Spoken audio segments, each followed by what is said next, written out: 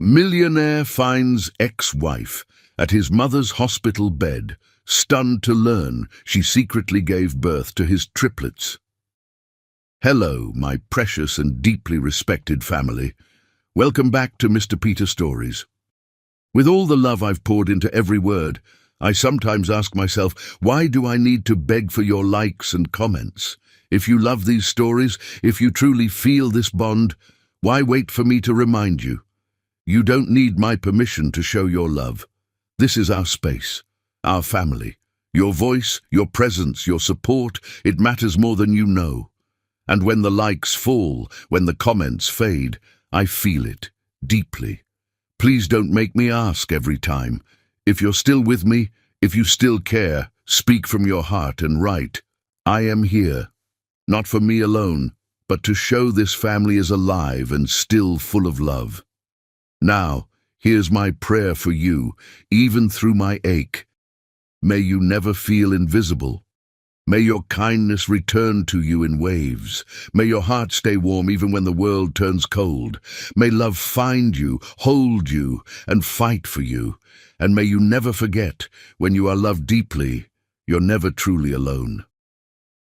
This is more than content. It's connection. It's real. And if you're reading this now, then say it with me. I am here.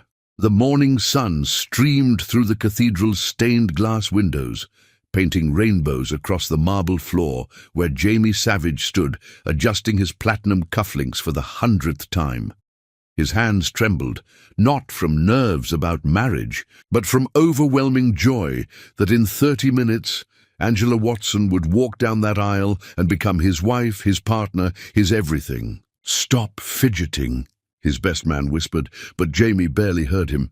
His eyes remained fixed on the massive oak doors at the cathedral's entrance, willing them to open and reveal the woman who had transformed his carefully ordered world into something beautiful and wild. Jamie had always been the perfect son. Harvard MBA by 25, vice president of Savage Industries by 28, every decision filtered through his mother's iron expectations. Until Angela. Angela with her infectious laugh that made board meetings seem trivial. Angela who challenged his conservative views and made him dream beyond profit margins. Angela who saw him not as Anne Murray Savage's heir, but simply as Jamie, the man who left terrible voice messages when nervous and secretly fed stray cats behind his office building. In the front pew, Anne sat like a queen holding court, her Chanel suit immaculate, her smile camera-ready for the society photographers. She had objected to everything about this wedding, the bride's family background, the venue choice, even the flowers. Peonies are so common, darling, she had told Jamie with that particular tone that could freeze champagne.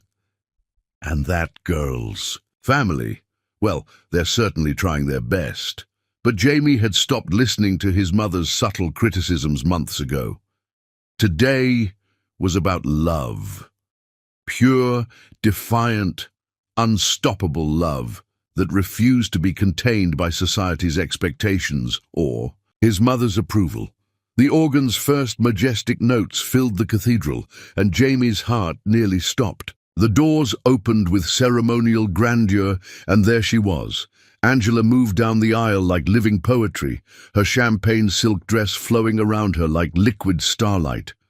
Her dark skin glowed against the delicate fabric, and her eyes, those brilliant brown eyes that had captivated him from their very first meeting at a charity auction, were locked on his with unwavering devotion. She carried white roses mixed with the peonies Jamie had insisted on, a small rebellion that made him smile despite the tears threatening to spill. Her father, Robert Watson, walked beside her with quiet dignity, his chest puffed with pride despite wearing a rental tuxedo among designer suits. Behind them came Angela's younger sister Maya as maid of honor, beaming with genuine joy that felt warm and authentic, so different from the polite applause from the Savage side of the cathedral. As they approached the altar, Jamie caught Anne's expression in his peripheral vision. Her smile remained camera-ready, but her eyes were cold as winter glass, calculating every detail of this union she couldn't prevent. For a moment, an inexplicable chill ran down Jamie's spine. Then Angela's gloved hand slipped into his, and the rest of the world faded into irrelevance. "You look," Jamie whispered, his voice catching with emotion, "like I'm about to marry the man of my dreams." Angela finished, her eyes sparkling with mischief and profound love. Exactly like that. The ceremony passed in a blur of sacred promises and eternal vows. When asked to repeat after the minister, Jamie's voice rang clear and strong throughout the cathedral. "I, Jamie, take you, Angela, to be my wife, to love you, protect you, and choose you every single day for the rest of my life. In front of all these people, and especially in front of those who doubt us, I promise that our love will be stronger than any storm that comes our way." Angela's vows nearly undid him completely. "I, Angela, take you, Jamie, not because it's expected or convenient, but because you see me, the real me. You make me braver, kinder, and more myself than I ever thought possible. I promise to love you not just in the easy moments, but especially when loving you requires courage and faith." When they kissed as husband and wife, the cathedral erupted in thunderous applause, but all Jamie could hear was the wild beating of his own heart and Angela's soft sigh of contentment against his lips. The reception at the Savage estate was a study in beautiful contrasts. The gardens were magnificent. Jamie had spared no expense on cascading lights, flowing champagne fountains, and a 12-piece orchestra that played everything from classical waltzes to contemporary love songs. But while the Watson family laughed and danced with uninhibited joy, the Savage guests mingled with careful politeness, their conversations peppered with barely concealed whispers. "She's lovely, of course," Jamie overheard Mrs. Pemberton saying to another society matron, her voice carrying that particular brand of upper-class condescension. "But really, what do we know about her family background? I heard her father works with his hands." Jamie's jaw tightened with protective anger, but Angela's gentle hand on his arm steadied him before he could respond. "Let them talk," she murmured with serene confidence. "We know who we are, and more importantly, we know what we have." During their first dance to Etta James's At Last, Jamie pulled Angela close and whispered against her ear, "Do you regret it? Marrying into this circus of judgment and expectations?" Angela laughed, the sound like silver bells dancing on evening air. "Are you kidding? I just married my best friend and the love of my life. The rest is just noise that will fade, but what we have is forever." They swayed together in their own private world, lost in each other's eyes, until Jamie's mother materialized, at his shoulder like an elegant spectre. "Jamie, darling, you simply must greet the Pemberton family. They've been waiting quite patiently to offer their congratulations." "In a minute, Mother." "Now would be better," Anne insisted, her tone sharp, enough to cut crystal while maintaining her public smile. Angela squeezed Jamie's hand with understanding. "Go. I'll steal some of that divine cake while you handle your duties." As Jamie was diplomatically pulled away to schmooze with his mother's influential friends, he watched Angela from across the torchlit garden. She was laughing with her cousins, her face radiant with genuine happiness, her voice warm and engaging as she shared stories and dreams. She looked magnificent, confident, graceful, utterly herself, despite being surrounded by people who viewed her as an outsider. This was exactly why he'd fought his mother's objections for 2 years. This was why he'd threatened to elope when Anne suggested they wait a bit longer to ensure they were truly compatible. Angela's authenticity in a world of calculated pretense was like oxygen to a drowning man. Near midnight, as the last guests departed in their chauffeur-driven cars, Jamie found Angela sitting on the stone bench in his mother's meticulously maintained rose garden. Her designer shoes lay discarded beside her, her hair slightly mussed from hours of dancing, her makeup softly smudged. She was more beautiful than ever, real, human, his.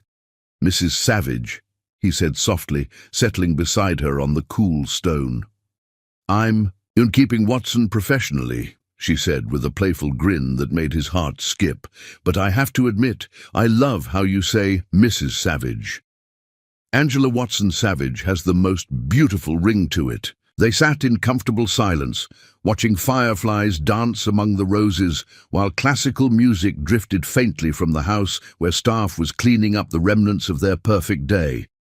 Finally, Angela spoke with unusual gravity. "Your mother hates me." Jamie's stomach twisted with uncomfortable recognition. "She doesn't hate Jamie." Angela turned to face him fully, her brown eyes serious in the moonlight. "She spent the entire reception avoiding me, except when absolutely necessary. For photos.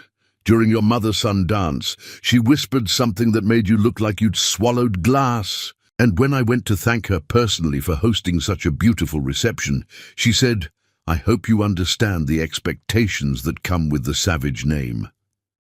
Not congratulations, not welcome to the family. Expectations." Jamie's hands clenched into fists of helpless frustration. "What she thinks doesn't matter. This is our life, Angela, our marriage, our future together. But she's your mother, and like it or not, she's part of our life now too. Then she'll learn to love you like I do. How could anyone not fall in love with you?"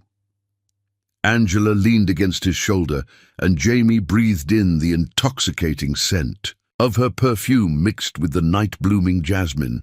"Promise me something," she whispered with surprising intensity. "Anything in the world. Promise me that no matter what happens, no matter what anyone says or does or tries to convince you of, you'll remember this moment. You'll remember that we chose each other freely, completely, and with our eyes wide open to every challenge ahead." Something in her tone made Jamie pull back to study her face in the silvery moonlight. "Angela, what are you—" "Just promise me." "I promise with everything I am, but why does it sound like you're preparing for war?" She silenced him with a kiss that tasted like champagne and forever, and just a hint of prophetic sadness. "Because I love you, Jamie Savage, and I have a feeling we're going to need to fight for that love." As they walked hand in hand back to the house, their house now, their sanctuary, Jamie felt invincible. Let his mother disapprove, let society whisper and judge. He had Angela, and Angela had him, and together they could conquer any obstacle. As they walked hand in hand back to the house, their house now, their sanctuary, Jamie felt invincible. Let his mother disapprove, let society whisper and judge. He had Angela, and Angela had him, and together they could conquer any obstacle. Neither of them noticed Anne watching from her bedroom window, her face carved from ice and calculation, her mind already working through the first stages of a plan that would test their love beyond imagination. In her perfectly manicured hand, she clutched the business card of a private investigator, a contact she'd dismissed months ago as unnecessary. Now, watching her son disappear into the darkness with the woman she considered a fundamental threat to everything she'd built and controlled, Anne Murray Savage began to plan the destruction of their happiness. But for now, in the garden where Jamie had first told Angela he loved her, two newlyweds danced to music only they could hear, believing, with every fiber of their beings, that love would always be enough. They were about to discover how devastatingly wrong they could be. Chapter 2. The First Cruel Blow. 1 year and 3 months after their fairy tale wedding, Angela Watson Savage stood in the marble bathroom of their penthouse apartment, holding a pregnancy test with shaking hands as tears of pure joy streamed. Down her cheeks, two pink lines blazed like beacons of hope against the white plastic. Clear, undeniable, beautiful. "Jamie!" she called, her voice breaking with emotion. "Jamie, come here!" She heard his footsteps running down the hallway, panic evident in his pace. "What's wrong? Are you hurt?" When he appeared in the doorway, his dark hair still mussed from sleep, wearing only pajama bottoms and a concerned expression, Angela held up the test with a radiant smile that could have powered the city. "We're going to have a baby." The silence that followed lasted only heartbeats, but it felt like eternity. Then Jamie's face transformed with wonder and disbelief before he swept her into his arms, spinning her around the bathroom until they were both dizzy with laughter and tears. "Are you sure? Is it real?" he whispered against her neck, his voice rough with emotion. "2 tests, both positive. Oh, Jamie, we're going to be parents."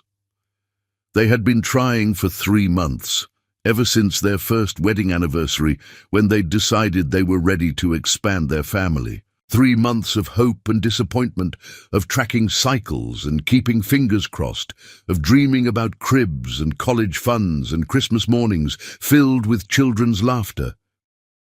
Jamie set her down gently, his hands immediately going to her still flat belly. "Hello in there, little one," he whispered, his forehead pressed against hers. "Your mama and daddy already love you so much."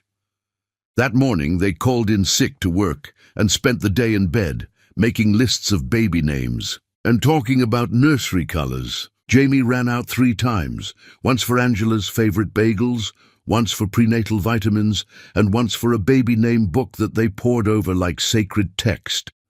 "If it's a girl, I love Emma," Angela said, curled against Jamie's chest as afternoon. Sunlight streamed through their bedroom windows. "Emma Savage.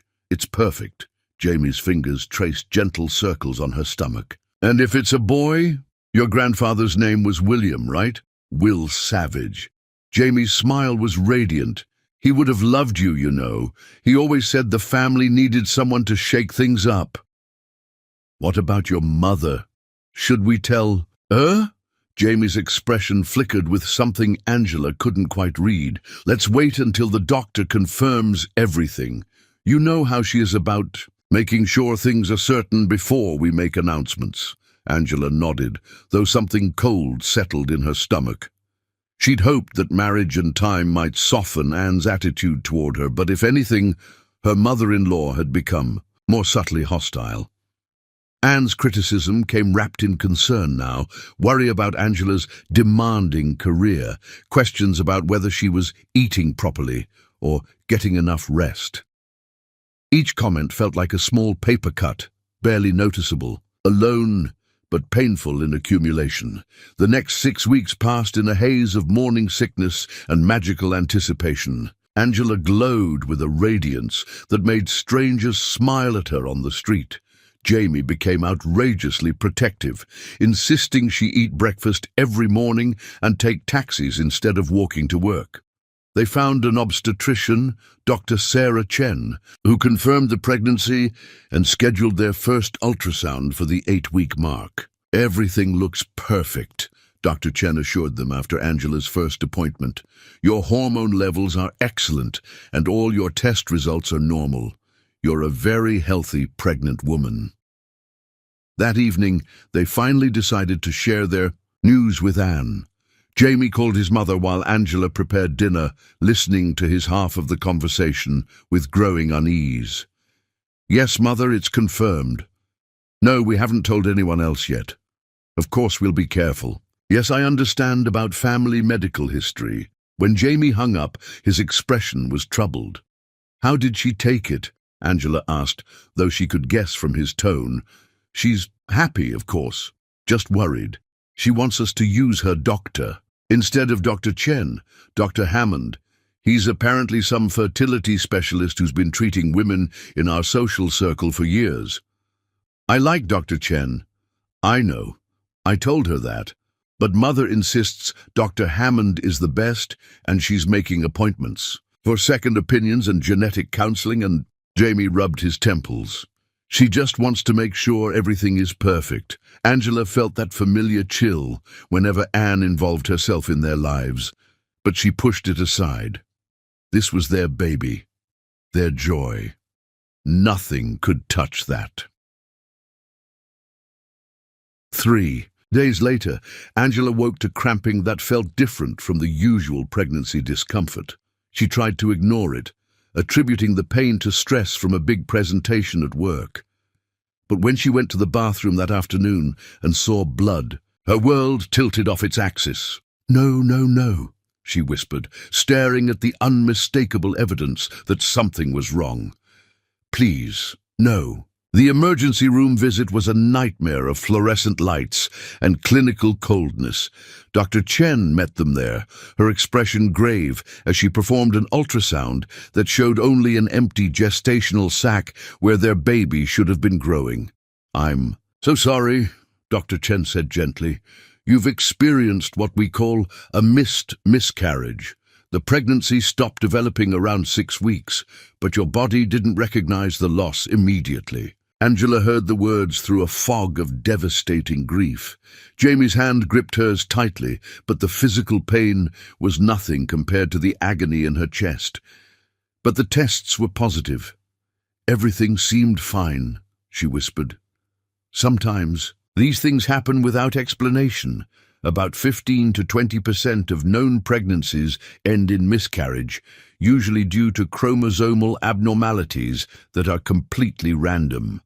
They scheduled a D&C procedure for the following day. Angela went through the motions, signing forms, listening to instructions, nodding at explanations. But inside, she felt hollow and broken. That night, as she lay in Jamie's arms while he whispered words of comfort and love, neither of them noticed the black sedan parked across from their building, or the figure inside making careful notes about their comings and goings. The procedure went smoothly, but the emotional recovery was brutal. Angela took a week off work, spending her days curled on the couch, grieving for the future they'd lost. Jamie was incredibly loving and supportive, bringing her favorite foods and holding her when she cried, but she could see the grief in his eyes too. It was during this vulnerable time that Anne made her move. "I've made an appointment for Angela with Dr. Hammond," she announced, when she arrived at their apartment 3 days after the miscarriage, carrying an elaborate flower arrangement and wearing an expression of perfectly calibrated sympathy. "Mother, that's not necessary," Jamie began, but Anne held up a manicured hand. "Darling, I've been doing some research. Dr. Hammond specializes in pregnancy loss and fertility issues. He can run tests to make sure nothing like this happens again." Dr. Chen said miscarriages are common. Angela started. Of course she did. But Dr. Hammond can do genetic testing, hormone panels, check for underlying conditions that might have contributed to this tragedy. Anne's voice carried just the right note of concern mixed with authority. "I've already spoken to him about your case. He's very interested in helping." Something about the way Anne said "your case" made Angela's skin crawl, but grief had left her emotionally exhausted and vulnerable to anything that promised answers or prevention. "I suppose a second opinion couldn't hurt," she said quietly. "Doctor." Hammond's office was nothing like Dr. Chen's warm, welcoming practice. Located in an expensive medical building on the Upper East Side, it felt more like a luxury hotel than a healthcare facility. Dr. Hammond himself was a distinguished man in his 60s, with silver hair and an unnaturally smooth bedside manner that set Angela's teeth on edge. "Mrs. Savage," he said, deliberately using Jamie's surname despite Angela's correction. "I'm so sorry for your loss. Let me assure you we're going to get to the bottom of why this happened." The appointment was extensive. Blood draws, physical examination, detailed questions about Angela's medical history going back to puberty. Dr. Hammond took copious notes, asking particularly pointed questions about her family's reproductive health. "Has your mother experienced pregnancy loss?" "Not that I know of." "Any sisters or female cousins with fertility issues?" "No." What about genetic disorders, diabetes, autoimmune conditions? Angela answered honestly. No family history of significant genetic problems, no major health issues in her immediate family. But Dr. Hammond's questions made her feel like she was failing some kind of test. I'd like to run some specialized tests, he said finally. Genetic panels, hormone assays, some newer diagnostics that aren't widely available yet. It may take a few weeks to get results, but I want to be thorough. 2 weeks later, Dr. Hammond called Jamie to discuss the results. Angela was at work, presenting a marketing campaign to a major client when Jamie's call came through. Angela, you need to come home. Now. The tone of his voice made her blood freeze. What's wrong? Are you hurt? Just come home. Please. She found Jamie pacing their living room like a caged animal, his face pale and stricken. In his hands was a manila folder thick with medical documents. Jamie, you're scaring me. What's going on? He turned to face her, and she saw something in his eyes that made her world tilt. Pity, confusion, and underneath it all, the first seeds of doubt. Dr. Hammond called with your test results. And? Angela? Jamie's voice broke. Why didn't you tell me about your medical history? What medical history? I told Dr. Hammond everything, about the fertility treatments you had before we met, about the previous pregnancy losses, about the diagnosis. Angela stared at him in complete bewilderment. Jamie, I have no idea what you're talking about. I've never had fertility treatments or pregnancy losses. You know my complete medical history. Jamie opened the folder with trembling hands. It's all here. Records from a clinic in Chicago showing you underwent fertility treatments at 23, 2 previous miscarriages before we met, and a diagnosis of... He swallowed hard. Recurrent. Pregnancy loss syndrome with possible genetic factors. That's impossible. Angela snatched the documents from his hands, scanning pages of medical jargon and test results that made no sense. Jamie, these aren't real. I've never been to a clinic in Chicago. I've never had fertility treatments. The only pregnancy I've ever had was ours. Dr. Hammond says you might have blocked out the trauma, that sometimes women suppress memories of pregnancy loss because it's too painful. That's insane! Angela's voice rose to near hysteria. I would remember something like that. These documents are fake, or they're for someone else, or your name is on them, your social security number, your address from when you lived in Chicago. During graduate school, Angela stared at the papers, her hands shaking. The official-looking letterhead, the detailed medical terminology, the impossibly specific information, it looked real. But she knew with absolute certainty that none of it was true. Jamie, you have to believe me. I have never seen these documents before in my life. I have never had fertility treatments. This is some kind of mistake, or... Dr. Hammond also found genetic markers that explain the miscarriage. Apparently, it's likely to happen again unless you undergo specialized treatment. Stop! Angela dropped the papers as if they were on fire. Just stop. None of this is real. I don't know why Dr. Hammond has these fake documents or why he's telling you these lies, but I know my own medical history. Jamie looked at his wife, the woman he loved more than life itself, and saw either a woman in denial about traumatic memories or someone desperately lying to cover up a devastating deception. Dr. Hammond's words echoed in his mind. Some women hide their fertility issues from partners because they're afraid of being rejected. The trauma of previous losses can cause psychological barriers that manifest as denial or selective amnesia. Angela, if you're embarrassed about the fertility issues, you don't have to be. We can work through this together. There are no fertility issues, Angela screamed, her composure finally cracking completely. I am not in denial. I am not suppressing traumatic memories. These documents are lies. But even as she said it, she could see doubt creeping into Jamie's eyes, doubt planted by a master manipulator who understood exactly how to exploit a man's love for his wife, turning it into a weapon that would destroy them both. In her penthouse, Across town, Anne-Marie Savage poured herself a glass of vintage champagne and reviewed the forged medical documents that had cost her $50,000 to create. Every detail was perfect, from the clinic letterhead to the genetic test results that painted Angela as a woman with serious fertility problems who had lied about her medical history. Dr. Hammond had played his part perfectly, expressing just the right amount of professional concern, mixed with gentle suggestions that Angela might be psychologically suppressing traumatic memories. Phase 1 was complete. The seeds of doubt were planted. Now all Anne had to do was water them with patience and watch as her son's marriage died from the inside out.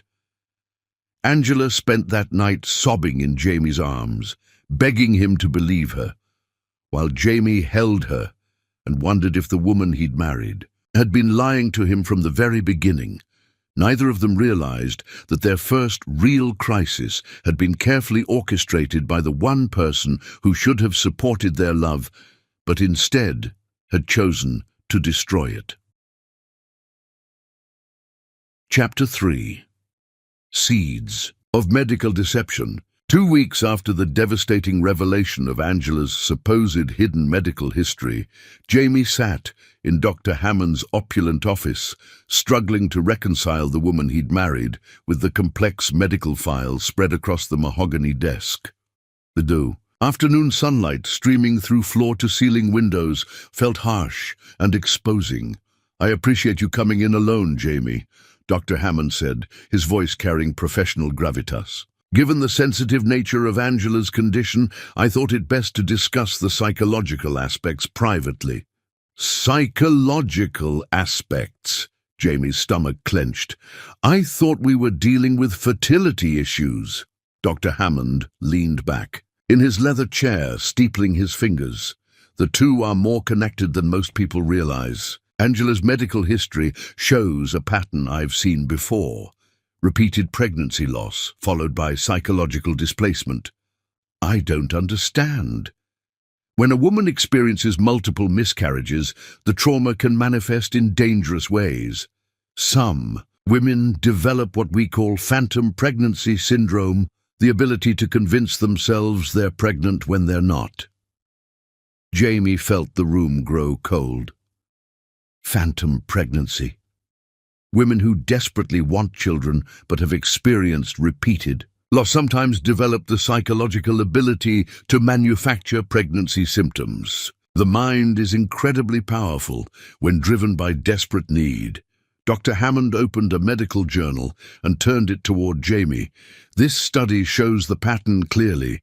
Women with recurrent pregnancy loss can develop elaborate methods to produce false-positive pregnancy tests." Jamie's hands shook as he stared at the clinical study. "Are you saying Angela faked being pregnant?" "Not consciously. That's what makes this condition so tragic. The woman truly believes she's pregnant. Her body may even manifest symptoms, missed periods, nausea, breast tenderness. It's a psychological defense mechanism against trauma." But Dr. Chen confirmed the pregnancy. The ultrasound showed a gestational sac, yes, but no fetal heartbeat, no actual embryo. Angela's body attempted to create a pregnancy that was never viable. Combined with her psychological need to be pregnant, she interpreted early signs as confirmation when the reality was quite different. Dr. Hammond pulled out another file. "I've been researching Angela's case extensively. The pattern is textbook, early fertility trauma, hidden medical history, and now this pseudosciasis episode. I'm afraid so.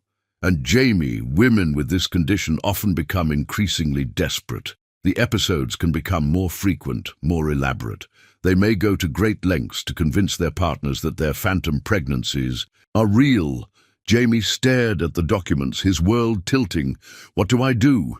"Approach this with compassion. Angela isn't lying maliciously.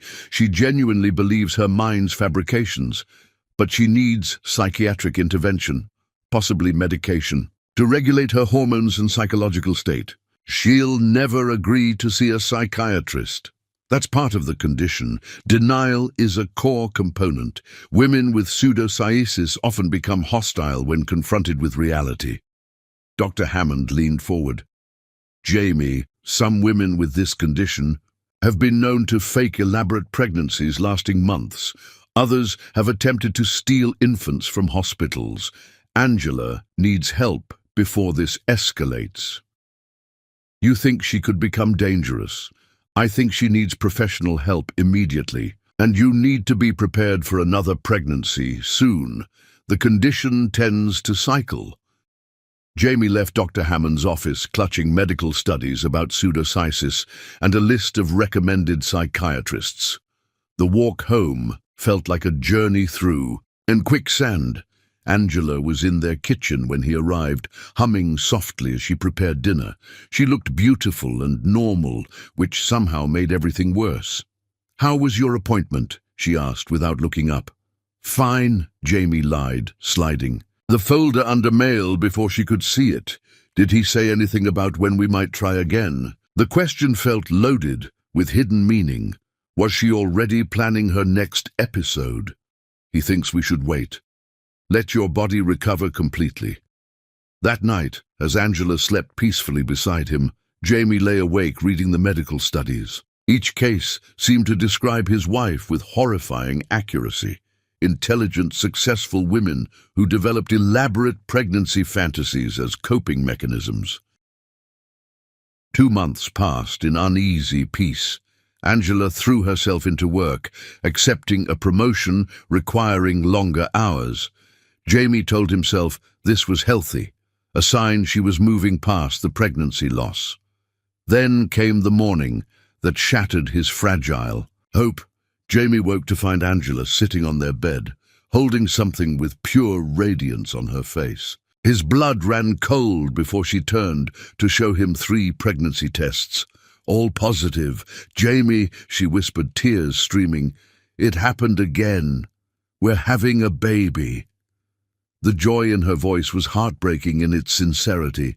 Looking at her glowing face, Jamie felt his world split in two. Half of him wanted to celebrate this miracle. The other half, poisoned by weeks of medical studies and Dr. Hammond's warnings, saw only a woman in the grip of another psychological episode. "Are you sure?" he managed. "I took 3 tests. They're all positive." Angela's smile was radiant, trusting. "I know we said we'd wait, but it just happened naturally." Jamie looked at the pregnancy tests, remembering Dr. Hammond's words about false positives and hormone manipulation. "We should see Dr. Hammond right away." "I'd rather see Dr. Chen again. Dr. Hammond specializes in cases like yours. He'll know exactly what to look for." Something flickered across Angela's face. Confusion or hurt. "Cases like mine. What's that supposed to mean?" "Nothing. After the miscarriage, he's familiar with your situation." Angela studied his face. "You don't believe me?" "Of course I believe you." "No, you don't. You think I'm making this up." She stopped, eyes widening with understanding. "That's it, isn't it? Dr. Hammond told you something. What did he say?" Jamie felt trapped between love for Angela and medical evidence suggesting she was suffering from serious psychological condition. "He's concerned about your mental state after the miscarriage." The silence was deafening. Angela stared at him as if he'd slapped her, the pregnancy tests falling from her trembling hands. "You think I'm insane. I think you're hurting and maybe not thinking clearly. You think I'm faking this pregnancy. Dr. Hammond showed me studies about women who develop phantom pregnancies after loss. It's a real condition, Angela. It doesn't make you crazy, but it means you need help." Angela stood slowly, her face cycling through emotions. Hurt, anger, disbelief, and finally, cold fury. "Get out, Angela! Get out!" she screamed. "Get out of our bedroom and don't come back until you remember that I'm your wife, not a psychiatric case study." Jamie gathered his clothes with shaking hands. As he closed the door behind him, he thought he heard her whisper, "I'm pregnant. I'm really pregnant. Why won't you believe me?" Angela spent that day taking pregnancy test after pregnancy test, each confirming what her body knew. She was carrying Jamie's child. But with each positive result, the doubt Jamie had planted grew stronger. By evening, Angela had convinced herself to make an appointment with Dr. Chen for confirmation. But when she called, she was told her medical records had been transferred to Dr. Hammond at her family's request. Angela hung up with trembling hands, finally understanding she was trapped in a web she couldn't see, fighting an enemy who knew exactly how to use her husband's love against her. The war for her marriage and her sanity had officially begun. Chapter 4. The Pregnancy That Wasn't Believed. 3 weeks after Jamie had walked out of their bedroom, Angela sat in the waiting room of Dr. Hammond's practice, her hands protectively cradling a belly that had begun to show the first subtle signs of pregnancy. She'd finally agreed to see Jamie's preferred doctor, desperate to prove her pregnancy was real and restore some peace to their crumbling marriage. Jamie sat beside her, but the distance between them felt like an ocean. He'd moved into the guest room temporarily, claiming he needed space to process everything Dr. Hammond had told him about her condition. Every morning, Angela woke, hoping to see understanding in his eyes, only to find the same careful, clinical observation that made her feel like a specimen under a microscope. "Mrs. Savage," the nurse called, deliberately using Jamie's surname despite Angela's repeated corrections. Dr. Hammond's examination room felt more like an interrogation chamber than a medical facility. The lighting was harsh and clinical, designed to expose rather than comfort. Dr. Hammond himself greeted them with the sort of professional sympathy typically reserved for terminal diagnoses. "Angela, Jamie, thank you for coming in. I know this must be a difficult time for both of you." Angela tried to smile, though something about Dr. Hammond's manner set her teeth on edge. "I'm just hoping we can get some clarity. I know my body, and I know I'm pregnant." "Of course you do," Dr. Hammond said, with the sort of gentle condescension that made Angela want to scream. "That's exactly what we're here to explore." The examination was extensive and invasive in ways that felt unnecessary. Dr. Hammond drew what seemed like pints of blood, performed an ultrasound that he positioned so neither Angela nor Jamie could see the screen clearly, and asked detailed questions about Angela's emotional state, sleep patterns, and eating habits. "Have you been experiencing any unusual stress lately?" he asked, making notes in a file that seemed impossibly thick for someone he'd only seen twice. "Well, my husband thinks I'm having a psychological breakdown, so that's been fairly stressful," Angela replied with more sharpness than she'd intended. Dr. Hammond's expression remained professionally neutral. "And how are you coping with that stress? Any changes in appetite? Unusual cravings? Nausea?" "I have morning sickness, if that's what you're asking, which is perfectly normal for someone who's pregnant. Certainly, though stress can manifest in physical symptoms that closely mimic pregnancy. The mind-body connection is remarkably powerful." After the examination, Dr. Hammond asked to speak with Jamie privately. Angela waited in the reception area, watching other pregnant women with their partners, all of them glowing with shared joy and anticipation. None of them looked like they were fighting for their sanity or their marriage. In his office, Dr. Hammond showed Jamie the ultrasound images on his computer screen. "I'm afraid my suspicions were correct," he said gravely. "There's no viable pregnancy here." Jamie stared at the grainy black and white images, trying to make sense of what he was seeing. "But she's been having morning sickness. Her body is changing, all perfectly explicable by the condition I described. Look here." Dr. Hammond pointed to areas on the ultrasound that meant nothing to Jamie. "This is Angela's uterus. As you can see, it's completely empty. No gestational sac, no fetal development, nothing that would indicate pregnancy. Then why are the pregnancy tests positive?" Dr. Hammond pulled out a vial of Angela's blood. We ran comprehensive hormone panels. Angela's HCG levels are elevated, but not from pregnancy. She's been taking fertility medications, black market hormones, that can trigger false positive pregnancy tests and even some pregnancy symptoms. Jamie felt the room spin around him. She's been taking drugs. I found traces of clomiphene and injectable HCG in her system. These are powerful fertility drugs that shouldn't be taken without medical supervision. They can cause exactly the symptoms Angela's experiencing: nausea, breast tenderness, even missed periods and weight gain. Where would she get those drugs? The internet, unfortunately. There's a thriving black market for fertility medications. Women desperate to get pregnant sometimes resort to self-medication, not understanding the psychological and physical risks. Dr. Hammond opened another file. I also had a colleague of mine, Dr. Patricia Wells. She's a reproductive psychiatrist. Review Angela's case based on my notes. Her assessment is quite concerning.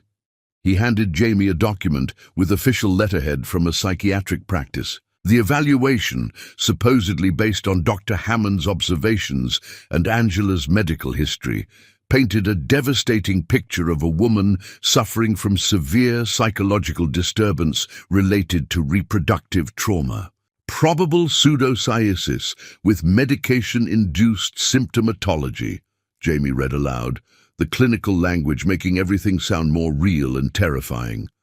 Significant risk of escalation without immediate intervention. Dr. Wells recommends immediate psychiatric evaluation and possible inpatient treatment. Angela's condition is deteriorating, and she's now engaging in potentially dangerous self-medication. Jamie's hands shook as he read the psychiatric assessment. Every symptom seemed to match what he'd observed.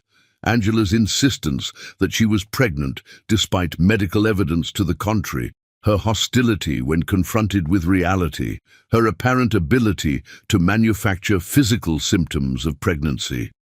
What do I do?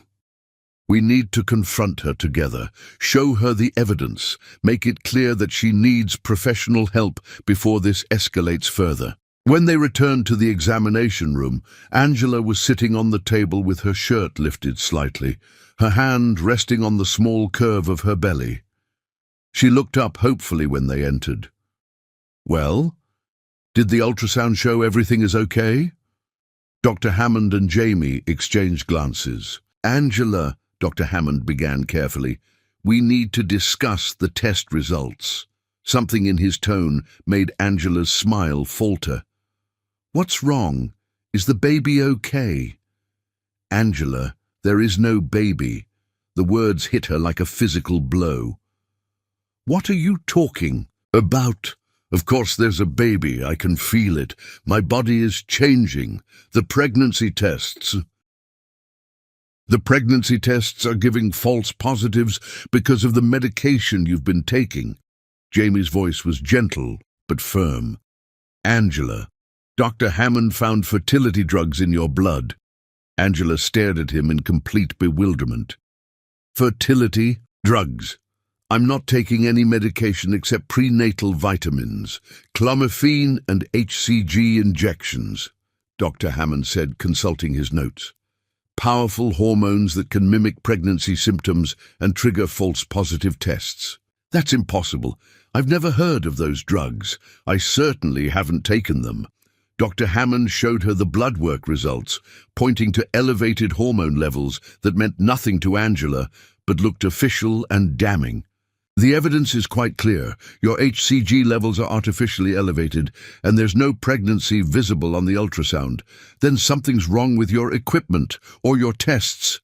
Angela's voice rose with panic. I know my own body. I know I'm pregnant.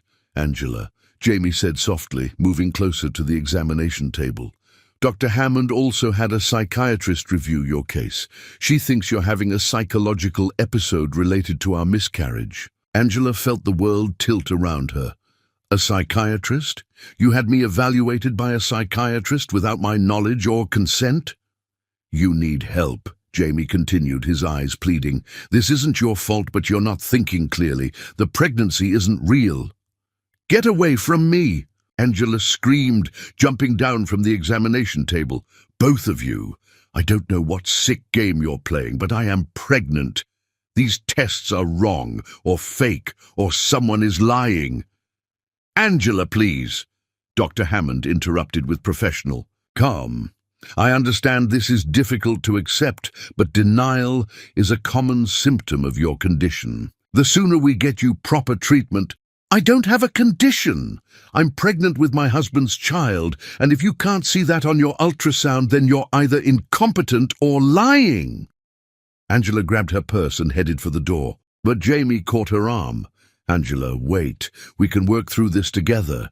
She turned to face him, and Jamie was shocked by the raw anguish in her eyes. "You really believe them? You actually think I'm making this up? I think you're sick. I think you need help, but I love you, and we can get through this." "I'm not sick." Angela pulled away from him. "And I'm not crazy. I'm pregnant, Jamie. I'm carrying our children." "Children?" Dr. Hammond interjected. "As in plural. Triplets," Angela said defiantly. "I'm pregnant with triplets. I can feel them moving." The silence that followed was deafening. Jamie and Dr. Hammond exchanged looks that clearly said this was worse than they'd thought. "Angela," Dr. Hammond said gently, "at this stage of pregnancy, fetal movement wouldn't be detectable yet. What you're feeling is likely intestinal gas or muscle spasms caused by the hormonal medication. You're wrong. You're all wrong." Angela's voice broke with the weight of her isolation. "I don't know why you're doing this to me, but I know what I know." She left the office in tears, Jamie calling after her, but she didn't stop. She couldn't face the man who'd promised to love and protect her, but now looked at her like she was mentally ill. At home, Angela stood in front of their bedroom, mirror studying her reflection. Her breasts were tender and full, her belly had begun to curve outward, and she felt the familiar fatigue of early pregnancy. Every physical sign confirmed what she knew to be true, but doubt, like poison, had begun to seep into her certainty. Could she be wrong? Could grief have broken her mind so completely that she was imagining an entire pregnancy? She called her sister Maya, desperate for someone to believe her. "Maya, I need you to tell me the truth. Do I look pregnant to you?" "Angela, what kind of question is that? Of course you look pregnant. You're glowing, your face is fuller, and you definitely have a little bump. Why would you ask me that?" Jamie thinks I'm having a psychological breakdown.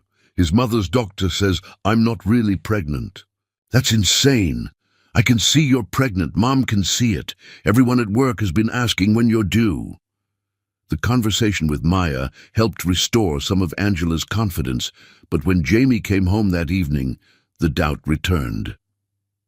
He looked at her belly with clinical detachment, as if he were observing a symptom rather than their growing child. "I made an appointment with Dr. Wells," he said quietly.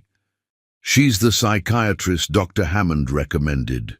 "I'm not seeing a psychiatrist. Angela, please.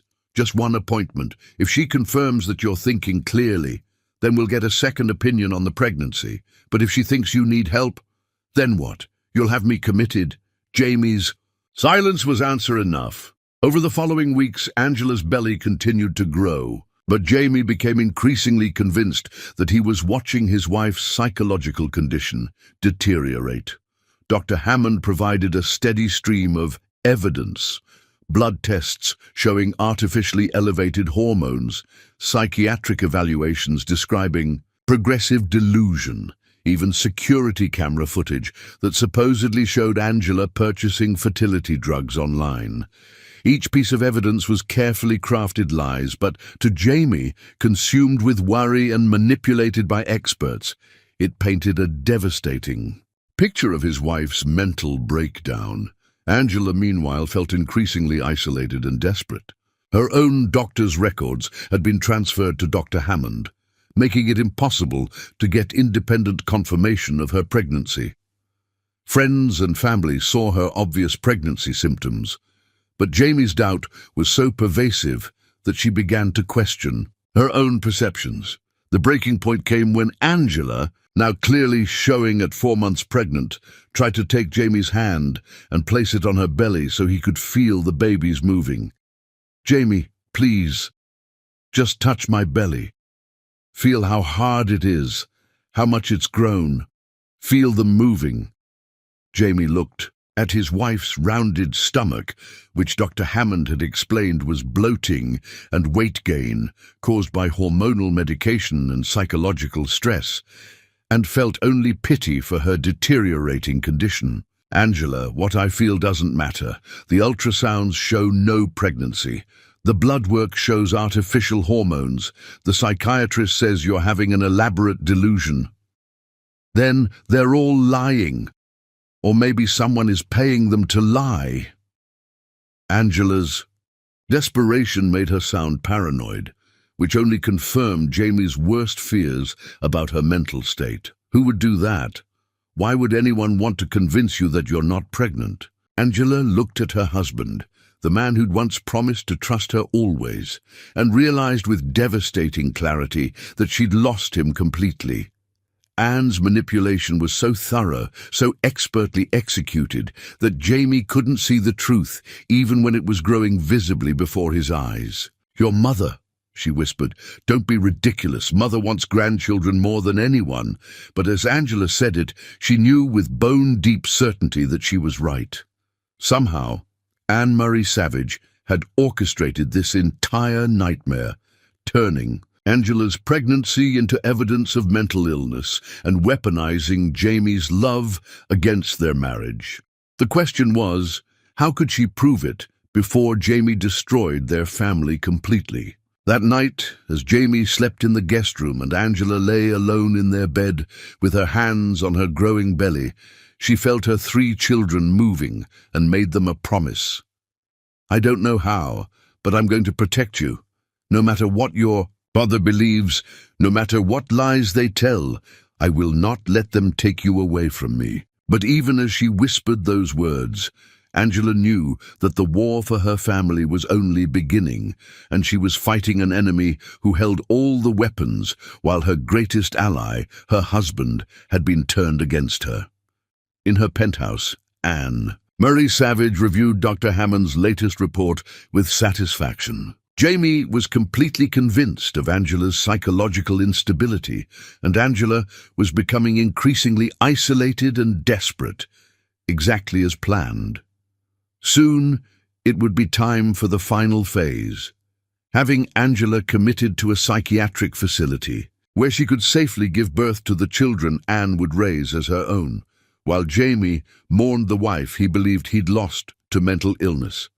The trap was almost complete. Chapter 5. When Love Becomes Disbelief. The intervention was scheduled for a Tuesday morning in November, when Angela was 5 months pregnant and showing so obviously that strangers on the street smiled and asked about her due date.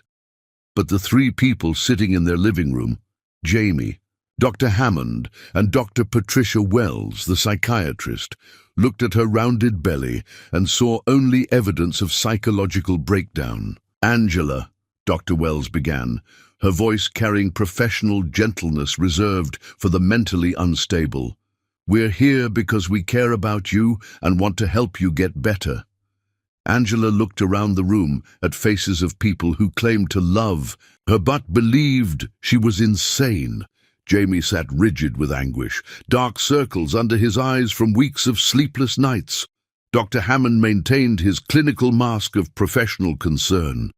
Dr. Wells, a severe woman in her 50s with steel grey hair, observed Angela like a fascinating specimen.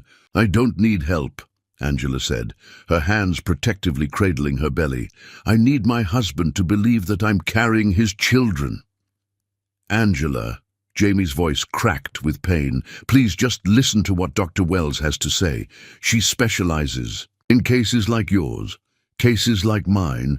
"What exactly is my case, Jamie?" Dr. Wells consulted a thick file. "You're suffering from pseudocyesis, false pregnancy, complicated by medication-induced hormonal imbalances and developing paranoid ideation." "Paranoid ideation?"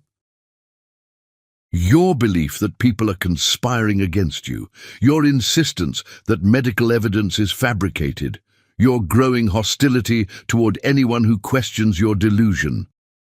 Angela felt rage and desperation war in her chest. It's not a delusion. I'm pregnant. Look at me.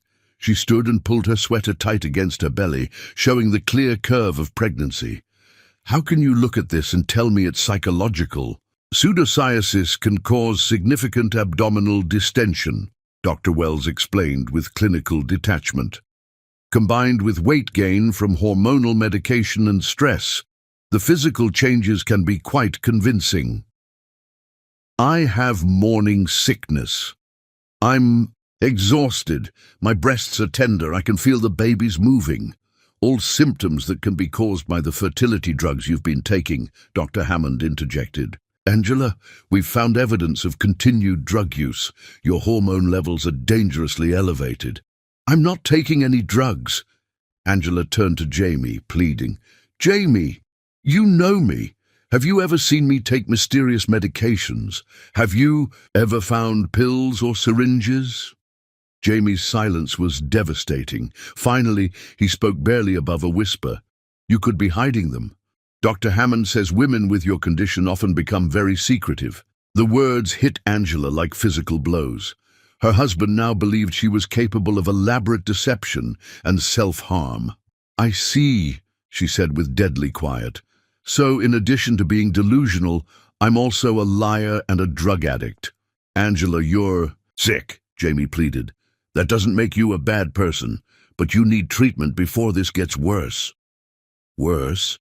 How could it get worse? Dr. Wells leaned forward.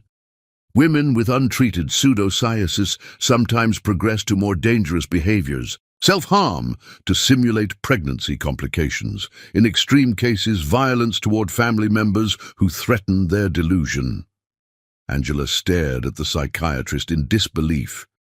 You think I might become violent? I think you're exhibiting increasingly paranoid and delusional thinking. Your reality testing is severely compromised. The evidence is fabricated, and that, Dr. Wells said with satisfaction, is exactly the kind of paranoid thinking that concerns us. Angela felt trapped in a nightmare, where logic had been turned inside out. Every rational response was twisted into evidence of irrationality. Every protest was proof of delusion. What do you want from me? She asked, her voice breaking. We want you to agree to voluntary admission to a specialized facility where you can get the help you need, Dr. Wells said. Somewhere safe where we can monitor your medication withdrawal and begin intensive therapy. You want to lock me up. We want to treat your condition before it progresses to a point where you might hurt yourself or others. Angela looked at Jamie, searching his face for any sign of the man who'd once promised to love and protect her. And if I refuse? Then we'll pursue involuntary commitment, Dr. Wells said matter-of-factly. Based on your psychiatric evaluation and medical evidence, I believe any judge would agree that you pose a danger to yourself. The room fell silent except for Angela's ragged breathing.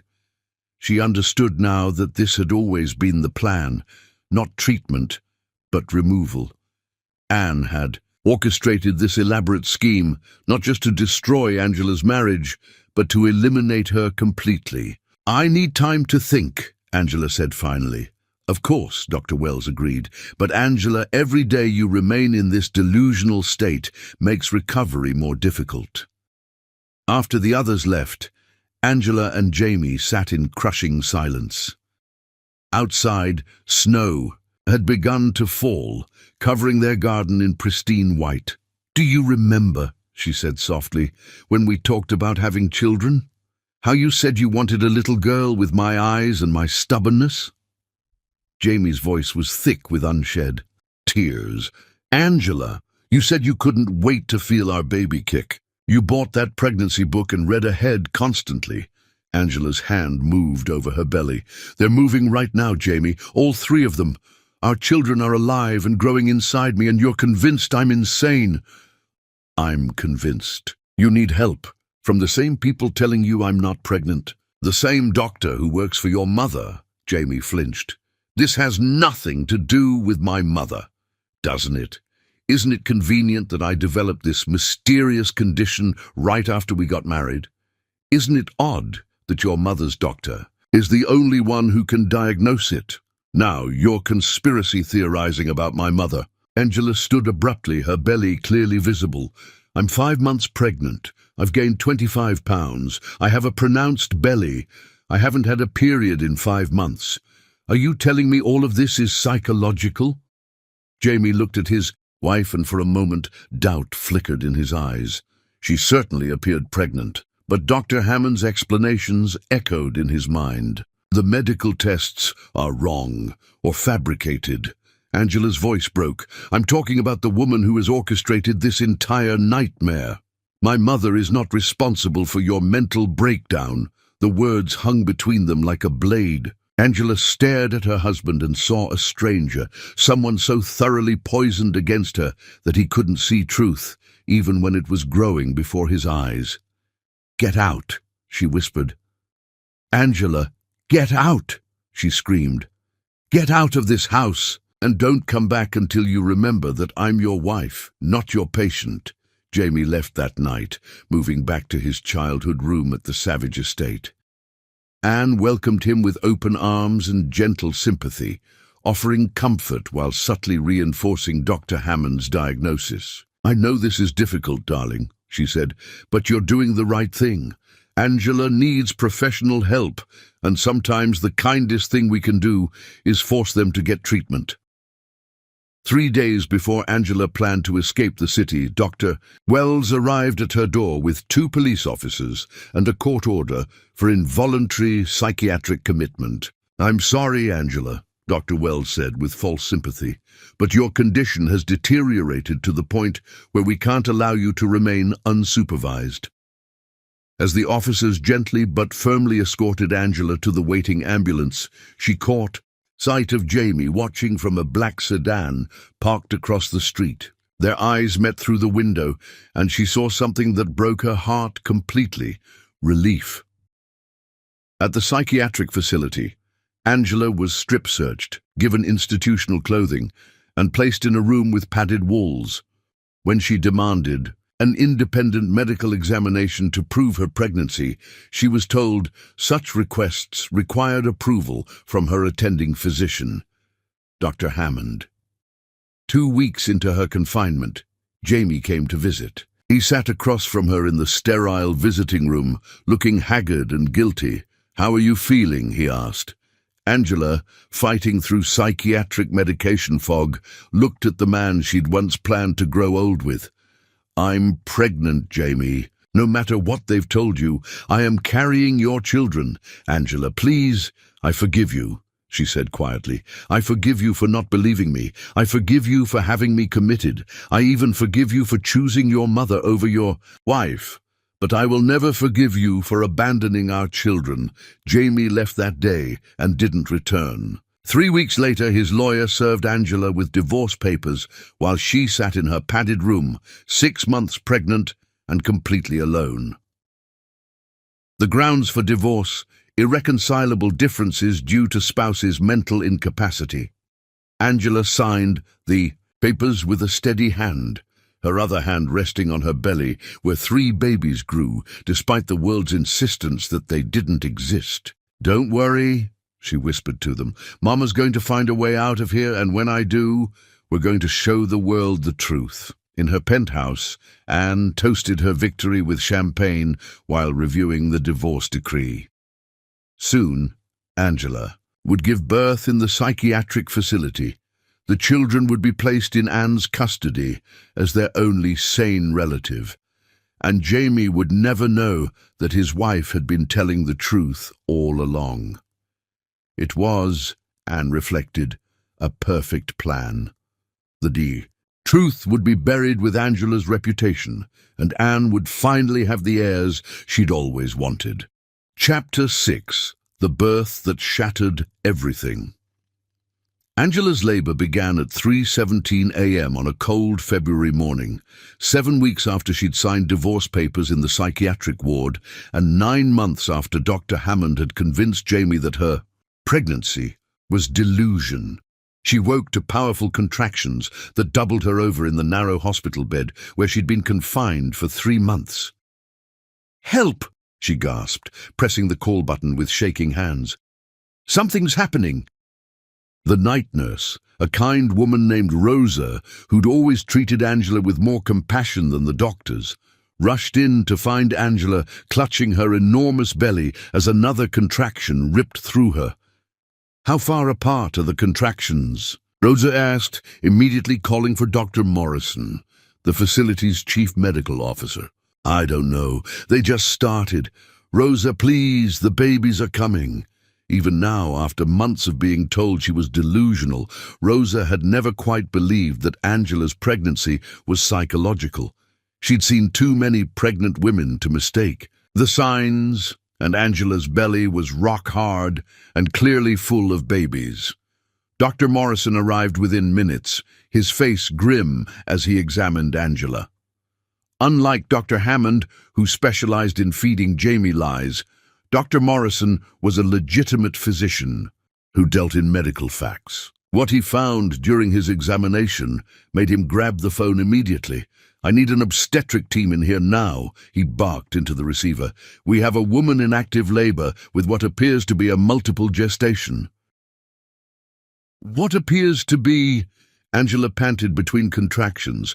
"Doctor, I've been telling everyone for 9 months that I'm pregnant with triplets." Dr. Morrison looked at Angela's chart, reading months of psychiatric notes that insisted she was suffering from pseudocyesis.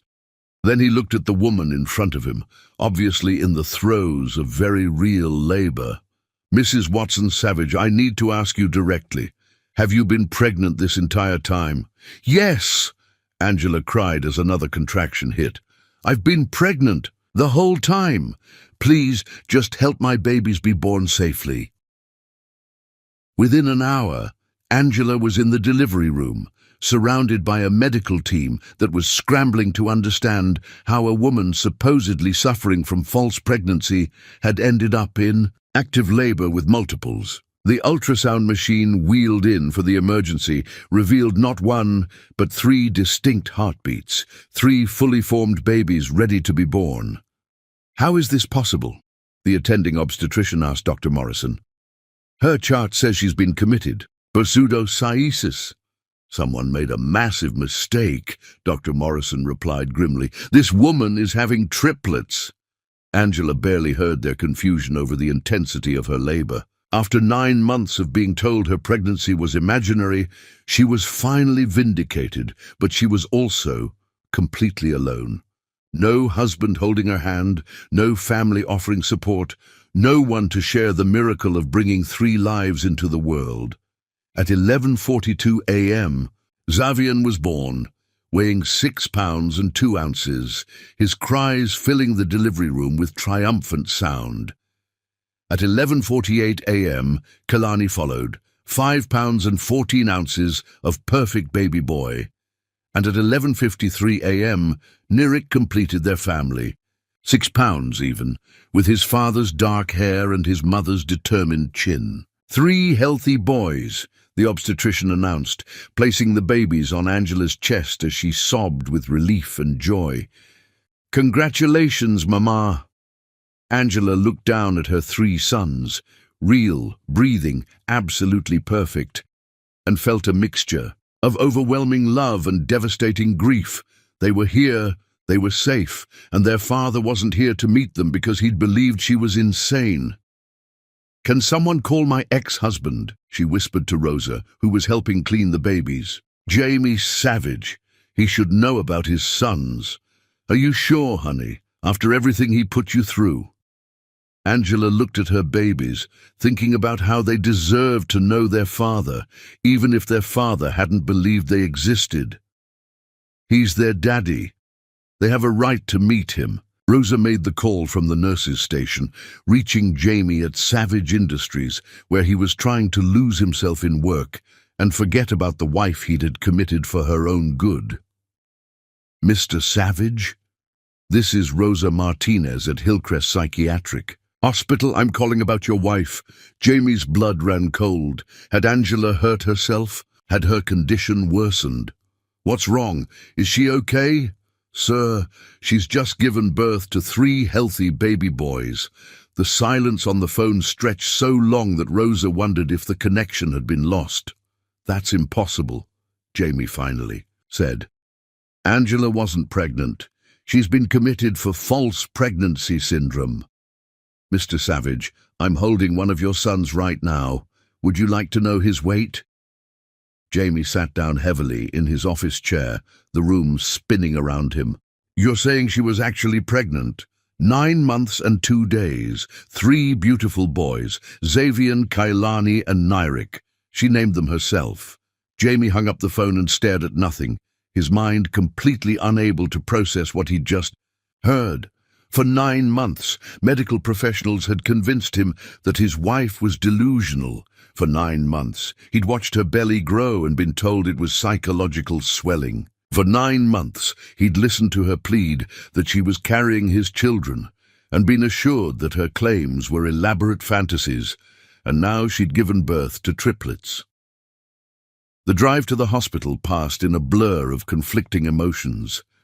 Disbelief, terror, hope, and a growing realization that he might have made the most catastrophic mistake of his life. When he arrived at Hillcrest, he was directed to the maternity ward, not the psychiatric wing where he'd last seen Angela. Dr. Morrison met him in the hallway, his expression serious.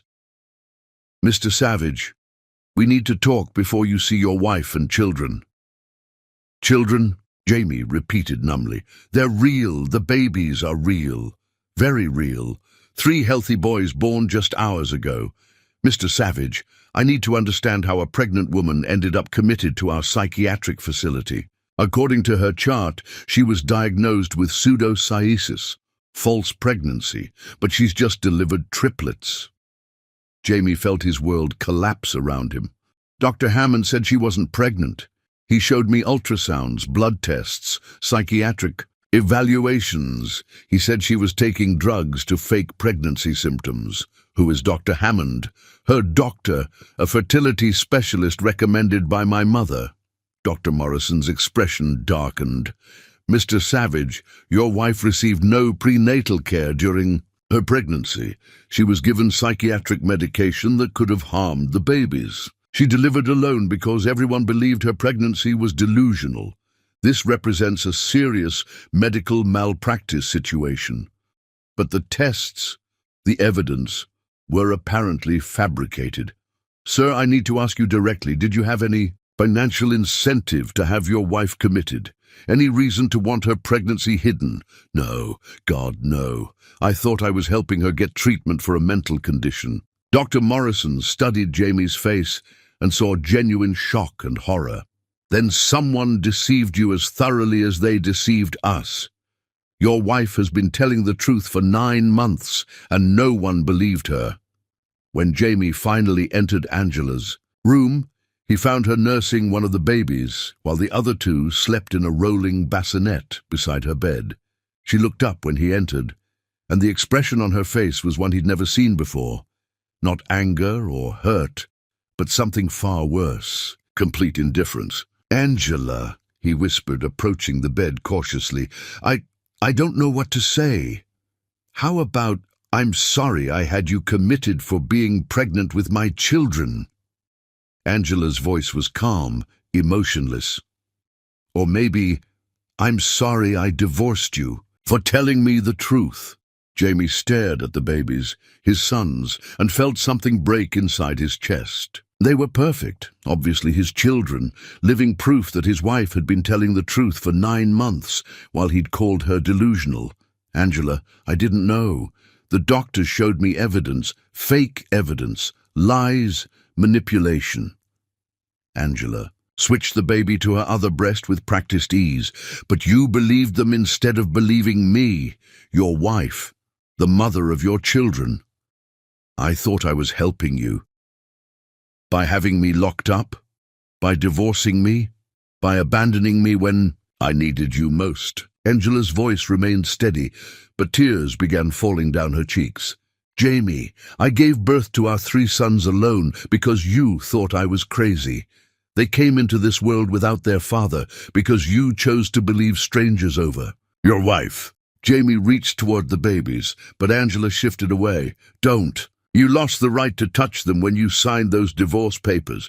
Angela, please. I was wrong. I was so wrong. Let me make this right." "Make it right?" Angela laughed, but there was no humor in it. "How do you make right 9 months of thinking your wife is insane? How do you take back having her committed to a psychiatric facility while she was pregnant? How do you apologize for missing the birth of your children because you believed she was too mentally ill to know her own body?" Jamie fell to his knees beside the bed, tears streaming down his face. "I'll do anything, anything to fix this." "You can't fix this, Jamie. You broke something that can't be repaired. You broke trust. You broke faith. You broke us." A nurse entered the room carrying legal documents. "Mrs. Watson-Savage, we need to fill out the birth certificates for the father's name." Angela looked at Jamie, then back at the nurse. "Leave it blank for now." "Angela, no, please, they're my sons." "Prove it." "What?" "You demanded DNA tests for 9 months, convinced I was lying about being pregnant. So prove they're yours. Take your tests. But until you do, legally, these boys have no father." Jamie stood in the empty hospital room, holding DNA results that confirmed what was obvious to anyone with eyes. All 3 boys were his biological children. But by then, Angela had been discharged and disappeared with their sons, leaving only a note that would haunt him for years. "You got your proof. They're yours biologically. But being a father isn't about DNA, it's about faith, trust, and love. You failed all 3 tests. If you want to be part of their lives, you'll have to earn it, but you'll never be part of mine again. The man I married would have believed me. The man I married would have protected us. The man I married died the day you chose your mother's lies over your wife's truth." Angela. Jamie crumpled the letter in his shaking hands, finally understanding the magnitude of what he'd lost. Not through mental illness or medical complications, but through his own failure to trust the woman he'd promised to love and protect. In choosing his mother's lies over his wife's truth, he'd destroyed the most precious thing in his life. The question now was whether 8 years would be enough time for him to become worthy of a second chance, or whether some betrayals were too profound for love to survive. Chapter 7. 8 Years of Guilt and Distance.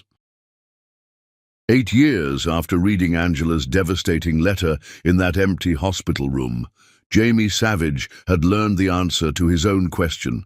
8 years was not nearly enough time to become worthy of a second chance, but it was exactly how long it took to understand the full magnitude of what he'd lost. Meanwhile, Angela Watson had transformed heartbreak into triumph. She stood at the floor-to-ceiling windows of her corner office on the 32nd floor of the Morrison building, watching the city bustle below while reviewing quarterly reports that confirmed what everyone in the industry already knew. She'd become one of New York's most successful marketing executives. Her company, Watson Strategies, had grown from a one-woman startup to a boutique firm commanding premium rates from Fortune 500 clients. "Mom, are you coming to my soccer game tonight?" Angela turned from the window to find her 8-year-old son, Xavier, standing in her office doorway, still wearing his school uniform and clutching his backpack. He was tall for his age, with Jamie's dark hair and serious brown eyes that held wisdom far beyond his years. "Wouldn't miss it," Angela said, kneeling down to adjust his tie.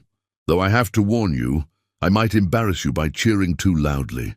"You always embarrass us by cheering too loudly," Xavier said with a grin that transformed his serious face.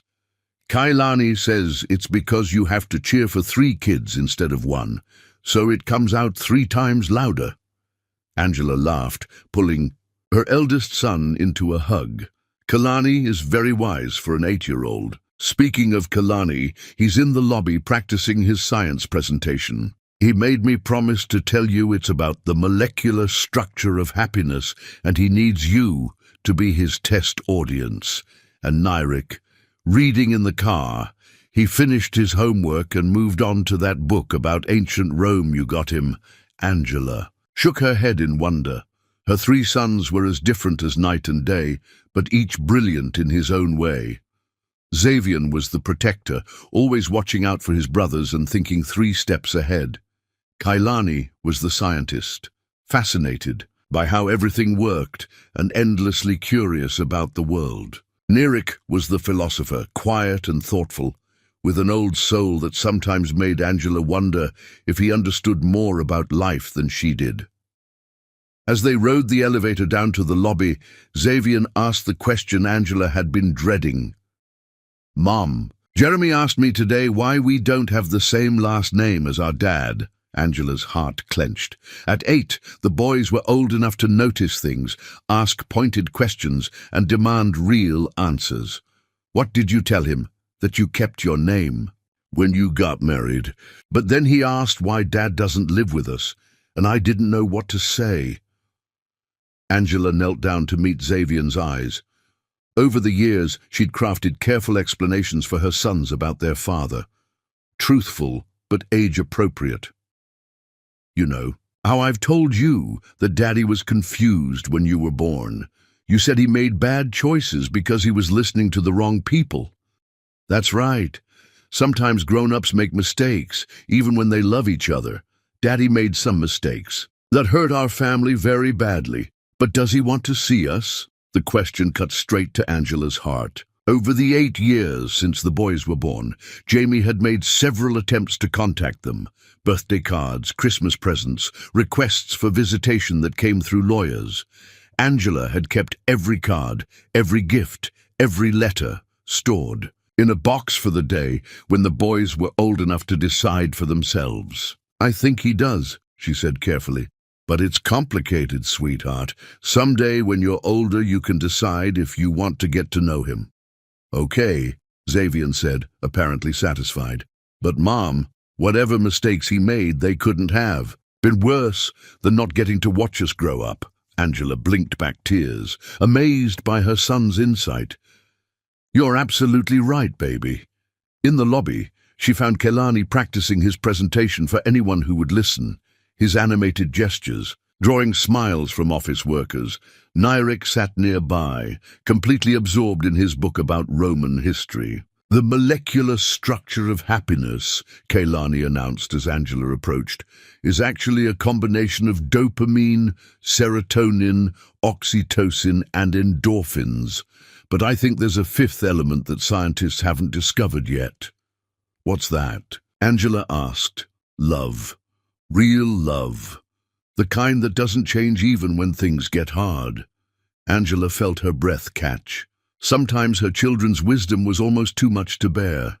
"That's beautiful, Kailani, and very smart." On the drive home to their house in Brooklyn Heights, a restored brownstone that Angela had bought when the business took off, Nyrik looked up from his book and asked, "Mom, do you think people can change? Like, really change? Not just pretend." "To change? Why do you ask, sweetheart? I'm reading about Julius Caesar, and he did bad things, but then later he tried to do good things. But people didn't trust him because of the bad things he'd done before." Angela considered her answer carefully. "I think people can change, but changing and earning forgiveness are 2 different things. Caesar might have become a better person, but that didn't erase the hurt he'd caused. So if someone really hurt you, even if they changed, you might not be able to forgive them. It depends on what they did and whether they understood why it was wrong. What if they understood and they were really, really sorry, and they spent years trying to make up for it?" Angela glanced in the rearview mirror at Nyrik's serious face. "Are we still talking about Julius Caesar?" "Maybe," Nyrik said with a small smile that reminded Angela painfully of Jamie. That evening, while the boys did homework at the kitchen table, Angela found herself thinking about Jamie's latest letter, which had arrived the week before. "Over," The years, his letters had evolved from desperate pleas for forgiveness to simple updates about his life and quiet expressions of regret. This latest one had been different, more mature, more thoughtful. Angela, I know you don't read these letters, and I understand why, but I need to write them anyway. I've been going to therapy for 6 years now, trying to understand how I became the kind of man who could have his pregnant wife committed to a psychiatric hospital. The answer is complicated, but it boils down to this: I was weak when you needed me to be strong. I've learned things about what happened that I think you should know. Dr. Hammond fled to Brazil before he could be prosecuted, but the investigation revealed the full extent of his fraud. He was paid $200,000 by my mother to fabricate your medical records and psychiatric evaluations. The blood tests were faked. Even the ultrasounds showing no pregnancy were doctored images. I know this doesn't change anything, but I thought you deserved to know that every piece of evidence I was shown was fabricated. I've cut all contact with my mother. I understand now what she did to us, to you, to our sons, to our marriage. She destroyed everything because she couldn't bear to lose control of my life. I don't expect forgiveness, but I want our sons to know that their father loves them, even if he doesn't deserve them. You've raised amazing children, Angela. They're a testament to your strength and love. If there's ever a time when the boys want to know their father, I'll be here. All my love and regret. Jamie Angela had read the letter a dozen times. She'd done her research over the years, learning the full scope of what Anne and Dr. Hammond had done. The medical fraud was staggering in its complexity. Jamie hadn't just been lied to. He'd been the victim of an elaborate conspiracy, but knowing that didn't erase the fundamental truth. When it mattered most, he'd chosen to believe others over her. "Mom, you're staring at nothing again," Kailani observed from the kitchen table. "Sorry, baby. Just thinking about Dad," Nerek asked quietly. Angela was constantly amazed by her children's perceptiveness. "How did you know?" "You get the same look when you're thinking about him that you get when you're thinking about Grandpa," Xavier said. Sad but not angry, Angela joined her sons at the table. They were right. She did miss Jamie. Not the man who'd betrayed her trust, but the man she'd fallen in love with. "Do you want to meet him?" she asked suddenly. The question surprised even her. The boys exchanged glances, having one of those silent conversations that only siblings who'd shared a womb could manage. "Maybe," Xavier said carefully, "but only if you're okay with it. And only if he understands that you're our real parent," Kailani added protectively. "And only if he doesn't try to change anything about our family," Nerek concluded. Angela looked at her sons and felt her heart swell. They were protecting her, even as they expressed curiosity about their father. "Those are very good conditions," she said. "And you know what? I think I might be ready to consider it." That night, after the boys were asleep, Angela sat in her home office and pulled out a sheet of stationery. For the first time in 8 years, she wrote a letter to Jamie Savage. "Jamie, I received your letter. All of your letters, actually. I've read every one. I want you to know that our sons are extraordinary children. They're kind, intelligent, and have more emotional maturity than most adults. They've grown up knowing they have a father who made mistakes, but who loves them. They're asking questions now about why we don't live together, why they don't know you, whether you want to be part of their lives. I've told them the truth in terms they can understand, that you were confused when they were born and made choices that hurt our family. I'm not ready to forgive you. I may never be ready. What you did broke something in me that hasn't healed. But our children deserve the chance to know their father if they want to. If you're serious about being part of their lives, here are my conditions. Any relationship you have with them goes through me. You respect the life I've built for them. You don't make excuses about your mother's manipulation. If they decide they don't want a relationship with you, you respect that choice. This isn't about us, it's about them. If you can accept these terms, I'll consider arranging a meeting. But Jamie, if you hurt them the way you hurt me, I'll make sure you never see them again. Angela P.S. Xavier plays soccer and wants to be an engineer. Kailani loves science and wants to cure diseases. Nirik reads constantly and wants to be a historian.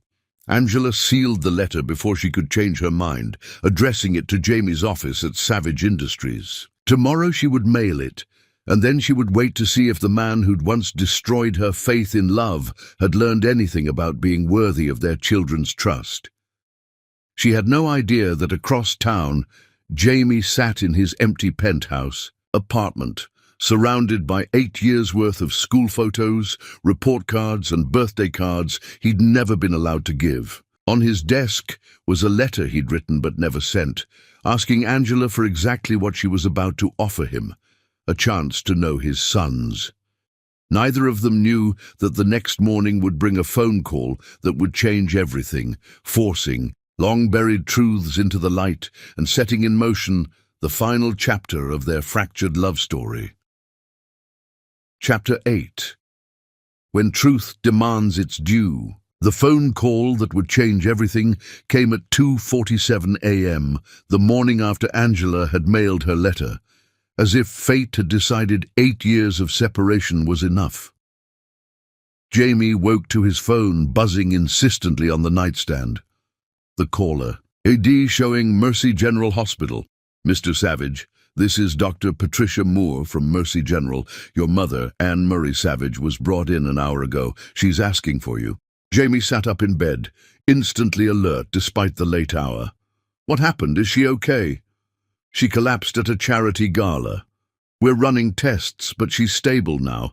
Mr. Savage, she's asked me to tell you that she needs to speak with you urgently. She says there are things you need to know, and she's quite insistent that it can't wait. 20 minutes later, Jamie stood outside his mother's hospital room, hesitating before entering. They hadn't spoken in 3 years, not since the day he'd learned the full extent of her manipulation and walked out of her life forever.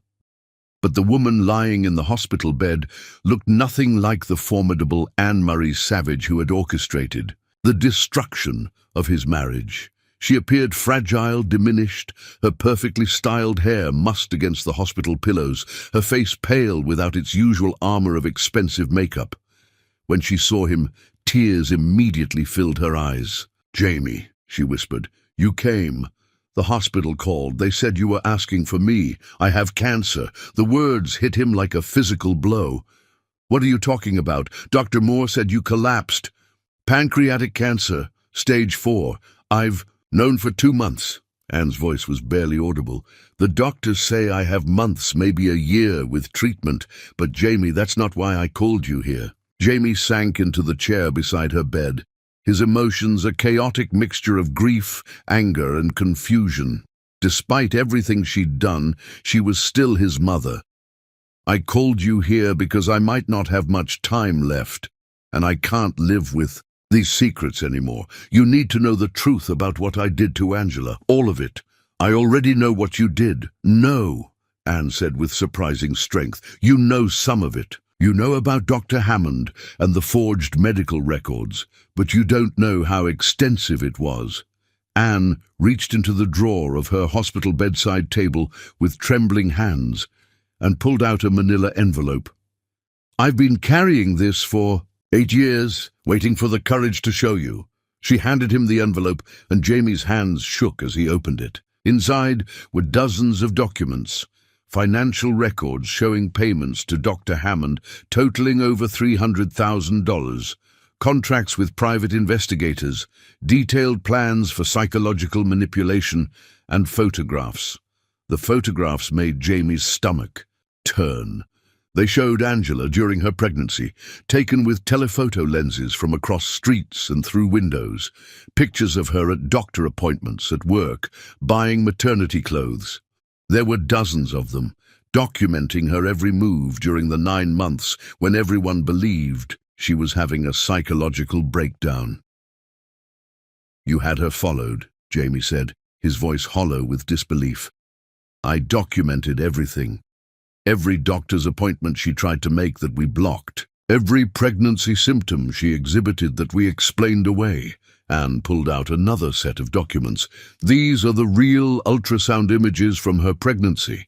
Dr. Hammond took them during her appointments, but showed you the doctored ones. Instead, with shaking hands, Jamie examined ultrasound photos that clearly showed 3 babies at various stages of development.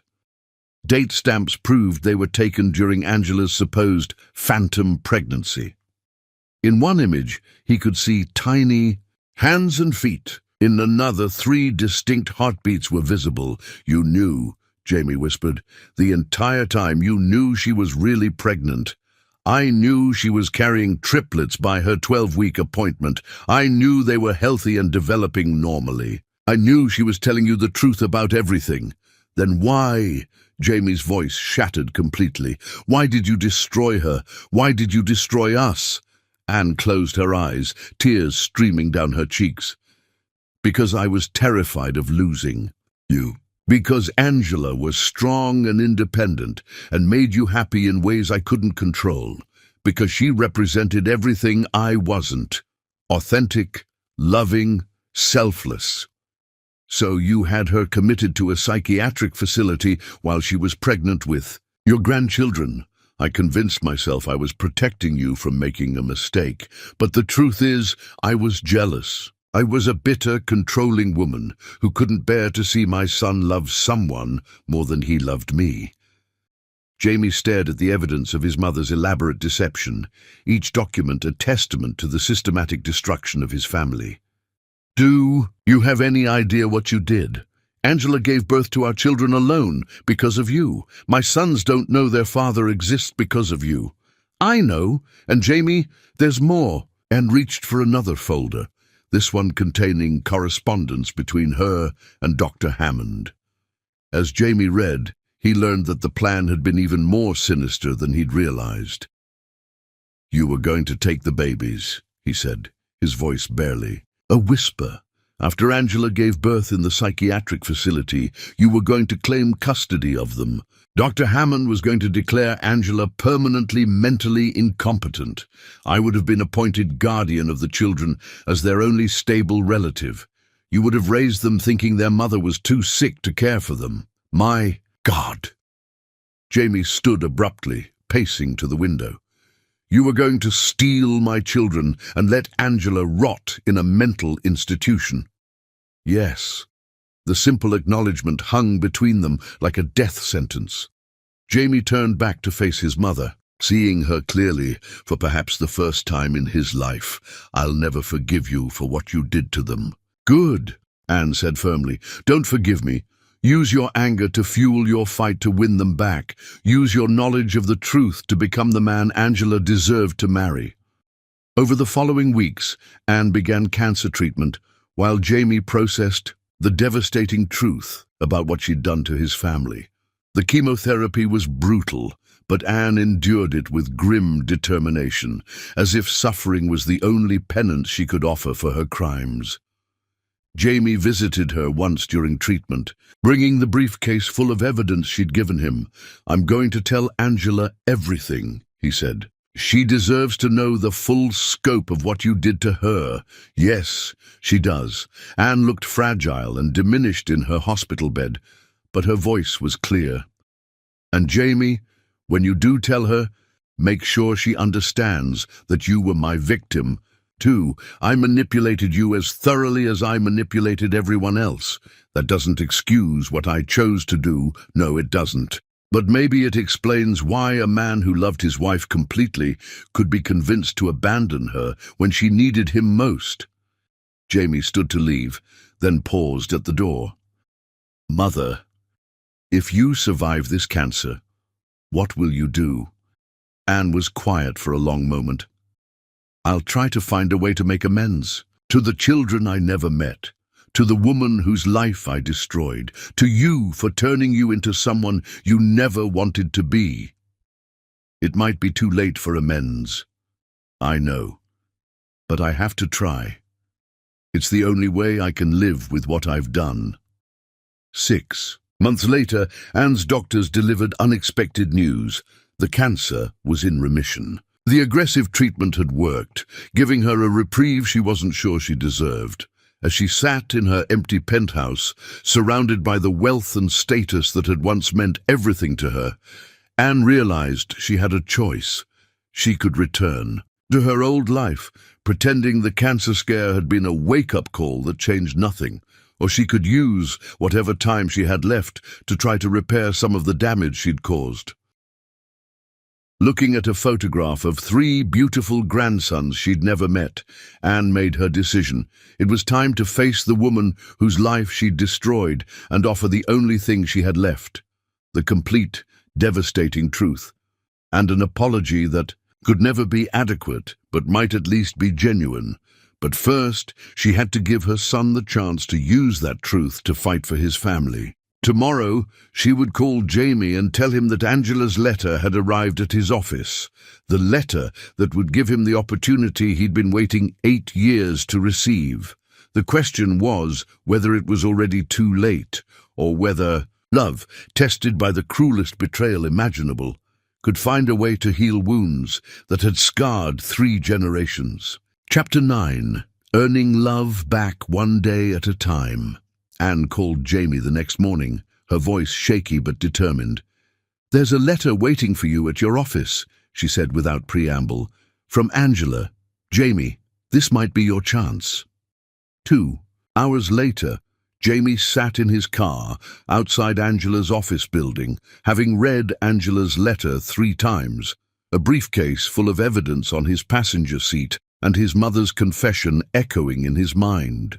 Through the lobby windows, he could see her meeting with clients, animated and confident, gesturing as she explained some marketing strategy. She looked successful, strong, completely self-sufficient, nothing like the broken woman he'd had committed 8 years ago. The irony wasn't lost on him. Angela had built an empire while he'd spent 8 years drowning in guilt and regret. When Angela finally emerged from the building at 6:30 p.m., Jamie got out of his car and approached her on the sidewalk. The moment she saw him, her expression went from tired satisfaction to cold wariness. "What are you doing here, Jamie? I need to talk to you. I have things you need to see." "No." Angela stepped around him toward her car. "I don't need to see anything from you." "Angela, please. My mother is dead, and she told me everything before she died. I have proof of what she did to you." Angela stopped walking but didn't turn around. "Proof of what I told you 8 years ago. Proof that I was pregnant with your children while you had me locked up. Proof that I was telling the truth when you called me delusional? Yes. I don't need your proof, Jamie. I lived through it. I know what happened to me. But you don't know the extent of it. You don't know how carefully orchestrated it was, how much money was involved, how detailed the planning was." Jamie moved to stand in front of her. "Angela, she had you followed. She documented your entire pregnancy. She knew you were carrying triplets and let me believe you were mentally ill." For just a moment, pain flickered across Angela's face. Then her expression hardened again. "Of course she did. I figured that out years ago. Your mother hated me from the day we met. What I never understood was how she convinced you to choose her over me. I was weak. Yes, you were. And knowing. Why doesn't change that fact?" Angela reached her car and turned to face him fully. "Jamie, I'm glad you finally know the truth. I hope it helps you sleep better at night. But it doesn't change anything between us. What about our sons? Don't they deserve to know their father? Our sons deserve better than they got from you. But yes, someday they might want to meet you. When they're ready. When I'm ready. But not because you ambushed me outside my office with guilt and apologies." "Then tell me what I need to do." Angela studied his face for a long moment. "You want to know what you need to do? Prove that you've changed, not with words or explanations or evidence about your mother's manipulation. Prove it with actions. Show me that you're worthy of being in their lives." "How?" Figure it out, Jamie. If you can't understand what it means to earn trust through actions instead of demanding it through explanations, then you haven't learned anything at all. Angela got in her car and drove away, leaving Jamie standing on the sidewalk with his briefcase full of evidence that suddenly felt meaningless. She was right. Proof of his mother's deception didn't erase his own choices. Knowledge of the manipulation didn't restore the trust he'd broken. Over the following months, Jamie began what he thought of as his campaign to prove himself worthy of his family. But his first attempts were clumsy, desperate gestures that revealed how little he understood about earning forgiveness. He sent expensive gifts to Angela's office, flowers, jewelry, luxury items that she returned unopened. He made donations to charities in the boys' names, ensuring Angela received notifications of his generosity. He hired private investigators to learn about their lives, their interests, their needs, so he could anticipate ways to help. Each gesture was returned, rejected, or ignored completely. It took 6 months of failure before Jamie realized he was still trying to control the situation instead of actually changing. He was performing acts of contrition instead of demonstrating genuine transformation. The breakthrough came during a conversation with Dr. Sarah Chen, the therapist he'd been seeing since learning the truth about his mother's manipulation. "You're still trying to manage the outcome," Dr. Chen observed during one of their sessions. "Every gesture you're making is designed to get a specific response from Angela. That's manipulation, even if it's well-intentioned. Then what should I do? What would you do if you knew she would never forgive you, if you knew your sons would never want a relationship with you? How would you live then?" The question stopped Jamie cold.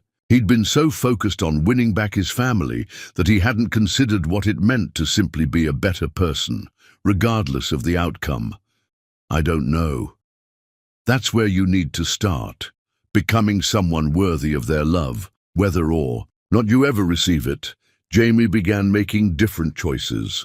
Instead of sending gifts to Angela, he anonymously funded scholarships at the boys' school for children whose parents couldn't afford tuition. Instead of hiring investigators to learn about their lives, he volunteered as a youth soccer coach, learning to work with children and understanding what made them feel valued and secure. He stopped sending letters explaining himself and started sending simple notes acknowledging their achievements: Xavier's soccer goals, Kilani's science fair victories, Nyrik's writing awards, without asking for anything in return.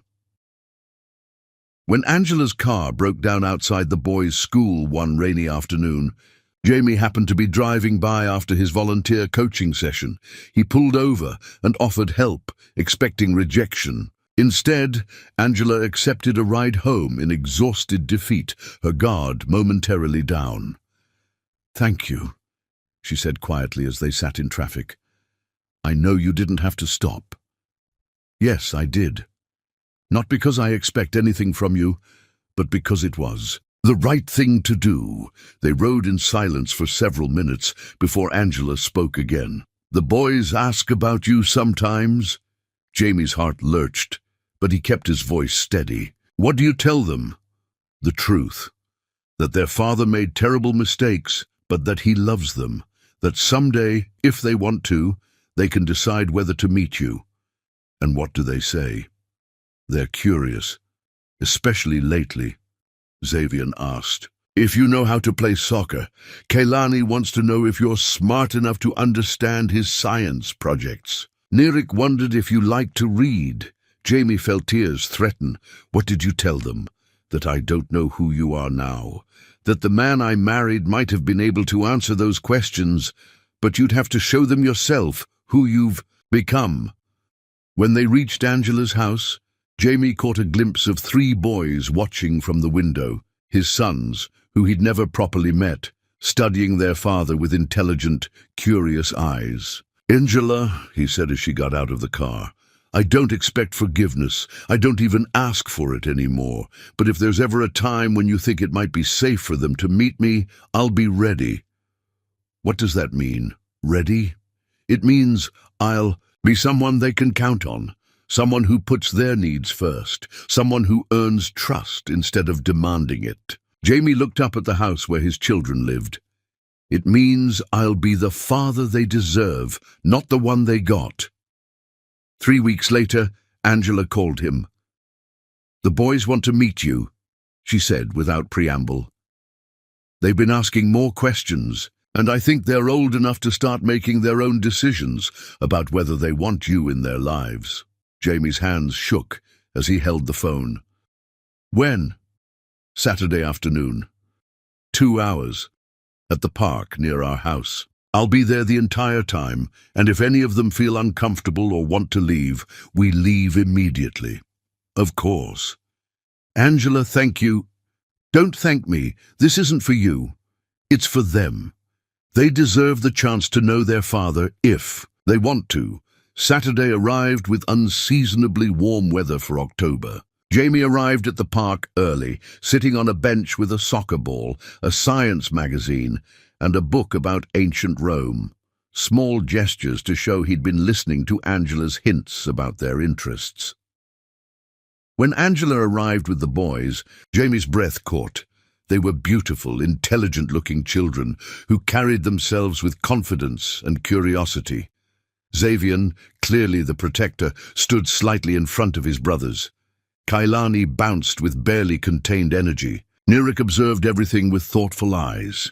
"Boys," Angela said gently, "this is your father, Jamie." For a moment nobody moved. Then Kailani stepped forward with characteristic directness. "Are you really our dad?" "Yes," Jamie said, his voice thick with emotion. "I really am." "Why didn't you want to meet us before?" Xavier asked, his tone protective but not hostile. Jamie knelt down to their eye level. "Because I made terrible mistakes when you were born. I didn't believe your mother when she told me about you, and by the time I realized I was wrong, I had to learn how to be worthy of being your father." "And now you're worthy?" Nirik asked with 8-year-old bluntness. "I don't know," Jamie answered honestly. "That's something you'll have to decide for yourselves." Over the next 2 hours, Jamie didn't try to be the perfect father or win their instant affection. Instead, he listened to their stories, answered their questions honestly, and slowly began to understand the remarkable children Angela had raised. They played soccer until Xavier grudgingly admitted that Jamie wasn't terrible. They discussed Kailani's latest science experiment until the boy was satisfied that his father was smart enough to understand photosynthesis. They talked about Nirik's favorite books until the quiet boy smiled and said Jamie might have good taste in stories. When it was time to leave, the boys exchanged glances in that silent communication Angela had described. "Can we see him again?" Xavier asked his mother. "If you want to," Angela replied, "and if he continues to prove that he's worthy of your time, I will," Jamie promised, looking at each of his sons in turn. "I'll spend every day for the rest of my life proving that I'm worthy of being your father." As they walked away, Jamie heard Kailani ask Angela, "Mum, do you think Dad is sorry for the mistakes he made?" "Yes, baby," Angela replied. "I think he's very sorry." "Sorry enough to maybe try again?" Nirik added quietly. Angela glanced back at Jamie, still sitting on the park bench, and for the first time in 8 years, her expression held something that might have been hope. "Maybe," she said. "We'll have to wait and see." 3 weeks later, that tentative hope would be tested when an unexpected visitor arrived at Angela's door. Someone seeking forgiveness for sins that had shaped 8 years of separation and 3 generations of pain. Chapter 10. Love's Second Chance. 3 weeks after Jamie's first meeting with his sons, the unexpected visitor arrived exactly as Chapter 9 had foreshadowed. It was a rainy Thursday evening in April when the doorbell rang at Angela's brownstone.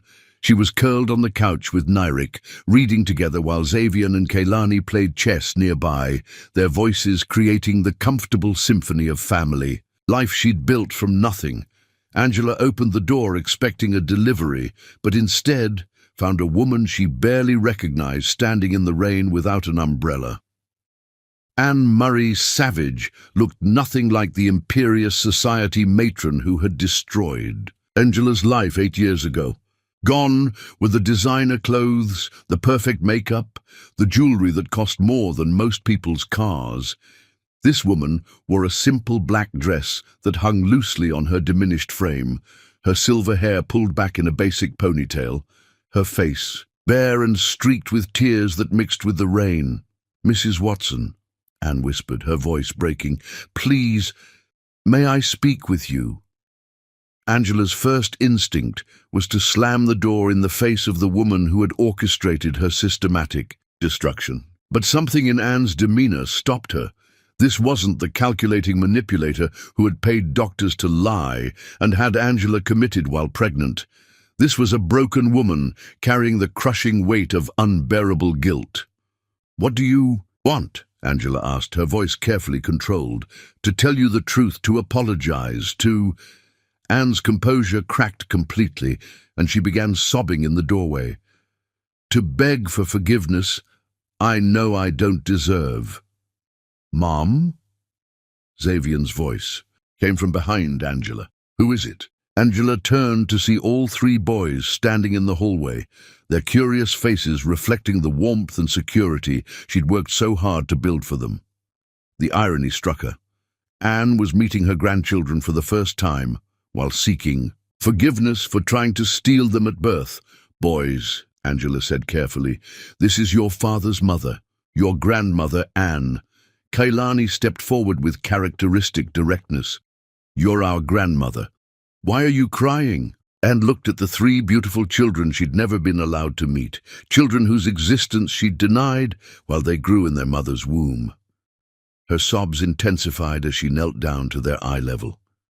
"Because I made terrible, terrible mistakes," she whispered through her tears.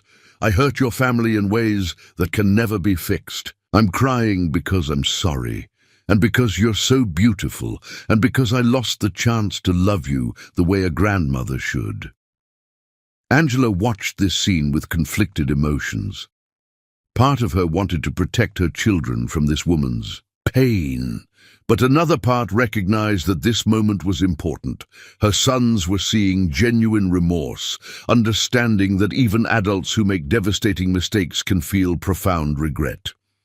"Why don't you come in out of the rain?" Nyrik said, gently, displaying the compassion that never failed to amaze Angela. "Boys, go finish your homework upstairs," Angela said softly. "I need to talk to your grandmother alone." After the children reluctantly went upstairs, Angela led Anne to the living room. Anne stood in the center of the space, looking around at the family photos, the children's artwork on the walls, the evidence of the life Angela had built without any help from the Savage family. "You raised extraordinary children," Anne said, her voice thick with emotion. "They're kind, intelligent, beautiful, everything a grandmother could hope for, and I gave up any right to know them." "Sit down," Angela said, not kindly but not cruelly either. Anne perched on the edge of the couch as if she didn't deserve to be comfortable. Fresh tears streamed down her face as she began to speak. "I destroyed your marriage," she said, her voice barely audible. "I paid Dr. Hammond $300,000 to fabricate medical records, to convince Jamie you weren't pregnant, to make him believe you were mentally ill. I hired private investigators to follow you, to document your pregnancy while telling everyone it was delusion. I orchestrated every detail of having you committed to that psychiatric facility." Angela felt the familiar anger rise. But underneath, it was something else, a strange relief that Anne was finally speaking the complete truth. "I know all of that now," Angela said coldly. "Jamie told me after he thought you died." "I didn't die. I was supposed to. Cancer. But the treatments worked. And now I have to live with what I did. Anne's hand shook as she reached into her purse. I brought you something. Proof of everything I did. Bank records, contracts with Dr. Hammond, surveillance photos of you during your pregnancy. Evidence of the most evil thing I've ever done. She placed a thick manila envelope on the coffee table between them. I documented my own crimes because I was proud of how clever I thought I was. I was proud of manipulating my son into abandoning his pregnant wife. Why? The question that had haunted Angela for 8 years finally escaped. Why did you hate me enough to destroy my life? Anne's sobs intensified until she could barely speak. Because you made Jamie happy in ways I never could. Because you were everything I wasn't, genuine, loving, selfless. Because when I saw how he looked at you, I knew I'd lost him forever. So you decided to take him back by destroying me. Yes. I told myself I was protecting him from making a mistake. I convinced myself you weren't good enough for our family, that you'd hold him back. Anne looked directly at Angela through her tears. But the truth is, I was jealous. I was a bitter, controlling woman who couldn't bear to see my son love someone more than he loved me. You had me locked up while I was pregnant with your grandchildren. I know. Anne's voice broke completely. I planned to let you give birth. In that facility. Then have you declared permanently mentally incompetent so I could take custody of the babies? I was going to raise them as my own while you rotted in a psychiatric hospital. Angela felt the room spin around her. She'd known Anne's plan was elaborate, but hearing the full scope of the intended cruelty was staggering. You were going to steal my children and let me die in that place. Yes, and Angela, that's not even the worst part. Anne was sobbing so hard she could barely breathe. I knew you were telling the truth. I saw the ultrasound images showing 3 healthy babies. I watched you during your pregnancy, saw how you glowed, how you talked to them, how excited you were. I knew you were carrying triplets, and I let everyone believe you were insane. You knew I was pregnant the entire time, from your 12-week appointment onward. I had copies of every real ultrasound, every blood test confirming the pregnancy. I watched you carry my grandchildren while I convinced my son you were delusional. Angela stared at the woman who had been the architect of her nightmares, finally understanding the full scope of the evil that had been perpetrated against her family. I spent 9 months begging people to believe I was pregnant with your son's children, Angela said, her voice deadly quiet. I gave birth alone in a psychiatric facility because of you. I raised those 3 boys without their father for 8 years because of you. I know, and I can never undo it. I can never give you back those years, or give Jamie back the chance to see his children born, or give my grandchildren the father they deserved from the beginning. Anne reached into her purse again and pulled out legal documents. I've transferred all of my assets into a trust for the boys' education and future. It's not nearly enough to compensate for what I stole from them, but it's everything I have. Money doesn't fix what you did. No, it doesn't. Anne stood up, moving toward the door. Nothing fixes what I did. I came here because I'm dying. Maybe not from cancer anymore, but from guilt, from regret, from the knowledge that I destroyed the most beautiful love story I ever witnessed. She paused at the door, turning back to face Angela one final time. You were right about everything. You were an extraordinary wife and mother. You deserved a husband who trusted you and a mother-in-law who celebrated you. Instead, you got a weak man and an evil woman who destroyed your happiness because we couldn't bear how perfect it was. Anne's tears came harder now. 8 years of suppressed guilt pouring out. I've spent years being worshipped by strangers, while being hated by the only people who matter. I have money, houses, respect from people who don't know what I really am. But I lost my son, never knew my grandchildren, and caused suffering that will echo through generations. You're right, Angela said without mercy. You did lose everything that mattered.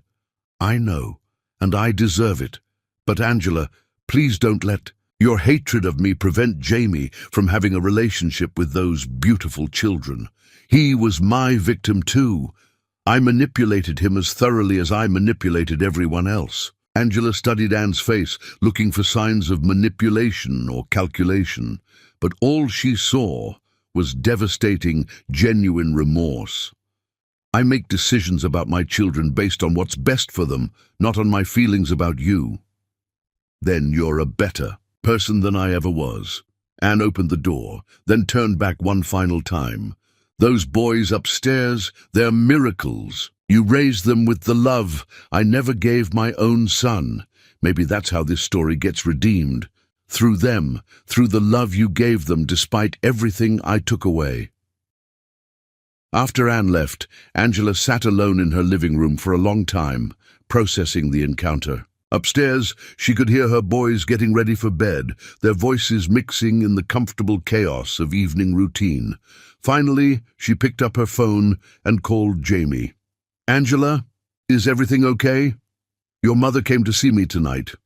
"That's impossible. She's not dead. She was dying, but she's in remission. Jamie, she told me everything, the whole truth about what she did to us." Jamie was quiet for a long moment. "How do you feel?" "Exhausted, angry, but also free somehow. For 8 years, I've wondered if I was crazy for believing the conspiracy was as extensive as it felt. Now I know it was worse than I imagined. Angela, I'm so sorry." "Come over," she interrupted. "Tonight, after the boys are asleep, we need to talk." An hour later, Jamie arrived at Angela's house, his face reflecting the same emotional exhaustion she felt. They sat together on the couch where Anne had confessed her crimes, the weight of 8 years of truth finally settling between them. "She knew," Angela said quietly. "The entire time, she knew I was pregnant with triplets. She saw the ultrasounds, the blood work, everything, and she still let you believe I was insane." Jamie's hands clenched into fists. "I should have trusted you." "Yes, you should have. But Jamie, hearing her tonight, seeing how completely she manipulated everything, I finally understand how you were deceived. It doesn't excuse what you did, but I understand it." "What does that mean?" Angela looked at him, really looked at him, for the first time in 8 years without the filter of anger and betrayal. "It means I've been watching you with our sons for months. You show up when you say you will. You listen to them. You put their needs first. You're becoming the father they deserve. I'm trying. You're succeeding, and that terrifies me." "Why?" "Because I can see the man I fell in love with. Because despite everything, part of me still loves that man, and I don't know if I'm strong enough to survive being wrong about you again." Before Jamie could respond, they heard small footsteps. On the stairs, Neric appeared in the doorway holding his favorite book about Roman emperors. "Dad, will you read me a story?" "Please." Jamie looked at Angela, who nodded slowly. "Just tonight." 30 minutes later, Angela found Jamie in the boys' bedroom, sitting on the floor between their 3 beds, telling them an elaborate bedtime story about brave knights and lost dragons. All 3 boys were captivated, their faces bright with joy and wonder, and the dragon realized, Jamie was saying, his voice soft with emotion, that the knights weren't trying to hurt him. They were trying to help him find his way home to his family, but he'd been lost for so long, he'd forgotten what home looked like. "Did he remember?" Kaylani asked breathlessly. "The knights showed him that home wasn't a place," Jamie continued. "It was the people who loved him enough to keep looking for him, even when he was too scared to come back." Angela watched from the doorway, her heart breaking and healing simultaneously. This was what she'd dreamed of during those lonely months of pregnancy. Jamie telling their children bedtime stories, being the father she'd known he could be. After the boys fell asleep, Angela and Jamie walked downstairs in charged silence. In the living room, moonlight streamed through the windows, casting silver shadows across the space where their family was slowly, carefully healing. "Angela," Jamie said, turning to face her. I know I don't deserve another chance. I failed you when you needed me most, but watching them tonight, Jamie." Angela stepped closer, close enough to see the pain and hope warring in his eyes. "I've spent 8 years being angry, 8 years protecting myself and our sons from being hurt again. But tonight, after everything your mother said, watching you with them, what? I realized that love isn't about never making mistakes. It's about what you do after you make them. It's about whether you learn, whether you grow, whether you become worthy of the love you threw away." Jamie's hands trembled as he reached up to cup her face. "Have I become worthy?" Angela looked into the eyes of the man who had broken her heart, so completely that she'd thought it would never heal. But hearts, she'd discovered, were more resilient than she'd ever imagined. And love, real love, was stronger than betrayal, deeper than pain, more enduring than the worst mistakes people could make. "I think so," she whispered. "And I'm ready to find out." When Jamie kissed her, it carried the weight of 8 years, of separation, the pain of betrayal and abandonment, and the trembling hope of redemption. It was desperate and gentle, an apology and a promise, a reclaiming of love that had survived the unthinkable. "I love you," Jamie whispered against her lips. "I never stopped, even when I was too broken to deserve it." "I love you too," Angela admitted, the words feeling both foreign and perfectly right. "But if we do this, if we try again, it won't be like before. I know, you're stronger now, wiser, more incredible than I ever deserved. And you're different too. I'm the man who spent 8 years learning the difference between love and control, between trust and blind faith, between being someone's son and being someone's father."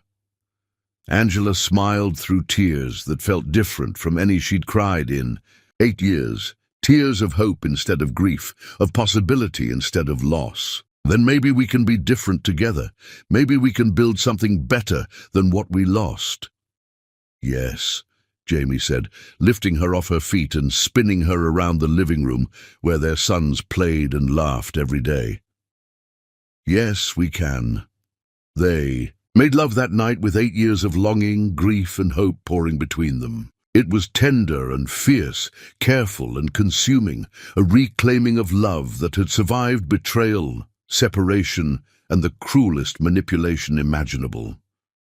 Afterward, as they lay wrapped in each other's arms, Angela whispered against his chest, "You failed me once, Jamie. You broke my heart and abandoned our children and chose your mother's lies over my truth." "I know," he said, his arms tightening around her, "and I'll spend the rest of my life making up for it. But this time," she continued, her voice strong with determination and fierce love, "this time you fight for us, every damn day. When it's hard, when people try to tear us apart, when the world tells us we don't belong together, you fight for us." "I will," Jamie promised, tears streaming down his face as he held his wife and felt their family slowly, carefully knitting itself back. "Together, for you, for them, for everything we lost and everything we can build, I'll fight every damn day." And for the first time in 8 years, Angela Watson Savage believed that love could indeed conquer all, not easily, not without scars, but completely and forever. Outside their window the rain had stopped, and moonlight illuminated a family that had been shattered and was learning to heal, a love that had been tested beyond reason and had somehow endured, and 3 little boys sleeping peacefully upstairs who would wake to discover that sometimes, against all odds, broken things could be made beautifully whole again,